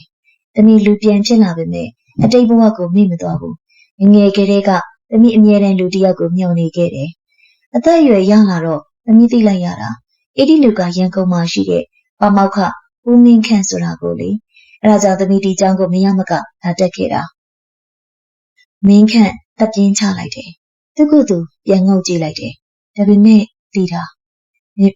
င်းကြည့်ပါဦးငါကအခုအဖိုးကြီးဖြစ်နေပြီမင်းကတော့ပြိုမြင့်နုနေတဲ့ပန်းလေးတစ်ပွင့်လိုဖြစ်နေတော့ငါတို့ကဖြစ်နိုင်ပါမလားမင်းခန့်တုံလုံးချောက်ချစွာပြောလိုက်တယ်မြင်းစုသေးတာကခေါင်းခါလိုက်တယ်သူမ ဦးမင်းခန့်ရဲ့လက်ကိုလှမ်းကင်လိုက်တယ်။သူမရဲ့လက်ကလေးတွေကနှွေးထွေးပြီးတော့အသက်ဝင်နေတယ်။အရင်ဘဝကလိုအေးဆက်မနေတော့ပါ။မောင်သမီးတို့ချစ်တာခန္ဓာကိုယ်ကိုချစ်တာမှမဟုတ်တာ။ဝိညာဉ်ချင်းချစ်ခဲ့ကြတာလေ။မောင်ရဲ့အသက်48နှစ်ဆိုတာသမီးစောင့်ခဲ့ရတဲ့နှစ်900နေရှိရင်ဘာမှမဟုတ်ပါဘူး။မောင်ရဲ့နှလုံးသားထဲမှာသမီးအတွက်နေရာရှိသေးရင်အဲ့ဒါလုံလောက်ပြီလေ။ဦးမင်းခန့်ရဲ့မျက်ရည်တွေဘားပြင်ဘက်ကိုစီးကျလာတယ်။နှစ်ပေါင်း20လုံးလုံးပိတ်လုံထားခဲ့တဲ့အထီးကျန်မှုတကားကြီးဖွင့်ထွက်သွားပြီ။ငါနှလုံးသားကမြင်ထွက်သွားကြတဲ့ကဘသူ့ကိုမှမပေးခဲ့ပါဘူး။မြင်ထွက်ပဲတည်တံ့ဖယ်ထားခဲ့တာပါ။တလခန့်ကြာသောအခါညနေဆောင်နေဝင်ချိန်မှာရွှေမြင့်စုဖျားရှင်ပြင်ပေါ်ကိုလူနှစ်ယောက်ရောက်ရှိလာကြတယ်။တစ်ယောက်ကငွေရောင်စပင်တွေနဲ့ရှင်းချက်တည်ငြိမ်တဲ့ပေါမောက်ခဦးမင်းခန့်နောက်တစ်ယောက်ကပကံဆန်ဆန်ရင်ပုံအင်ကြီးနဲ့ထမိန်လေးကိုဝစ်ဆင်ထားတဲ့လှပလုံးနဲ့မြင့်စုတည်တာဖျားဝင်တွင်းမှာရှိတဲ့ဂန်းကော်ပင်ကြီးကဒီကနေ့မှပိုလို့တော်မှအစွမ်းကုန်ပွင့်ဝေနေသလားထင်နေရတယ်။လေတိုက်လိုက်တိုင်းပန်းပွင့်နေကြွေးကြလာပြီးရွှေရောင်နေရောင်ကြီးအောက်မှာဂန်းကော်ခင်းထားသလိုဖြစ်နေတယ်။ဒီနေရာလေးနော်မောင်မြင်းစုသေးတာကဂန်းကော်ပင်အောက်မှာရက်ပြီးမင်းခန့်ကိုလှမ်းကြည့်တယ်။ငွေတွေနှစ်20ကမောင်ဒီနေရာမှာတီတာကိုမျှဝေပေးခဲ့တာ။အဲ့ဒီတော့ကတီတာအရန်ကိုဝမ်းနေခဲ့ရတယ်။ဒါပေမဲ့အခုပြန်စဉ်းစားကြည့်တော့မောင်လောက်တာမှန်ပါတယ်။မောင်သာလွတ်မပေးခဲ့ရင်တီတာအခုလိုလူပြန်ဖြစ်ပြီးတော့မောင်နဲ့လက်တွဲခွင့်ရမှာမဟုတ်ဘူး။မင်းခန့်ပြုံးလိုက်တယ်။သူကန်းကောပန်းပွင့်လက်လက်ဆက်ဆက်တပွင့်ကိုကောက်ယူလိုက်တယ်။တီတာအတိတ်ဘဝတုန်းကကိုမင်းကိုဂတိတစ်ခုပေးခဲ့ဘူးလေမမိလား။မမိတာပေါ့မောင်ရဲ့တီတာဆန်စားမှာပန်းစင်ပေးဖို့မောင်ပြန်လာခဲ့မယ်ဆိုတဲ့ဂတိလေ။မင်းခန့်ကမြင့်စုတီတာရဲ့အနာကိုတိုးကပ်သွားလိုက်တယ်။သူမရဲ့နမ်းမောင်နဲ့ဆန်ရွယ်လေးတွေကိုတက်တင်လိုက်ပြီးခန်းကော့ပန်းလေးကိုညှင်သာစွာပန်းစင်ပေးလိုက်တယ်။အခုကိုဂတိတီပါပြီတီတာ။ငယ်တဲ့နှစ်ပေါင်း900ကြာခဲ့ပြီမယ်။ကိုမင်းကိုပန်းပေးနိုင်ခဲ့ပြီ။မြင့်စုတီတာမျက်ရည်တွေဝဲတက်လာတယ်။သူမ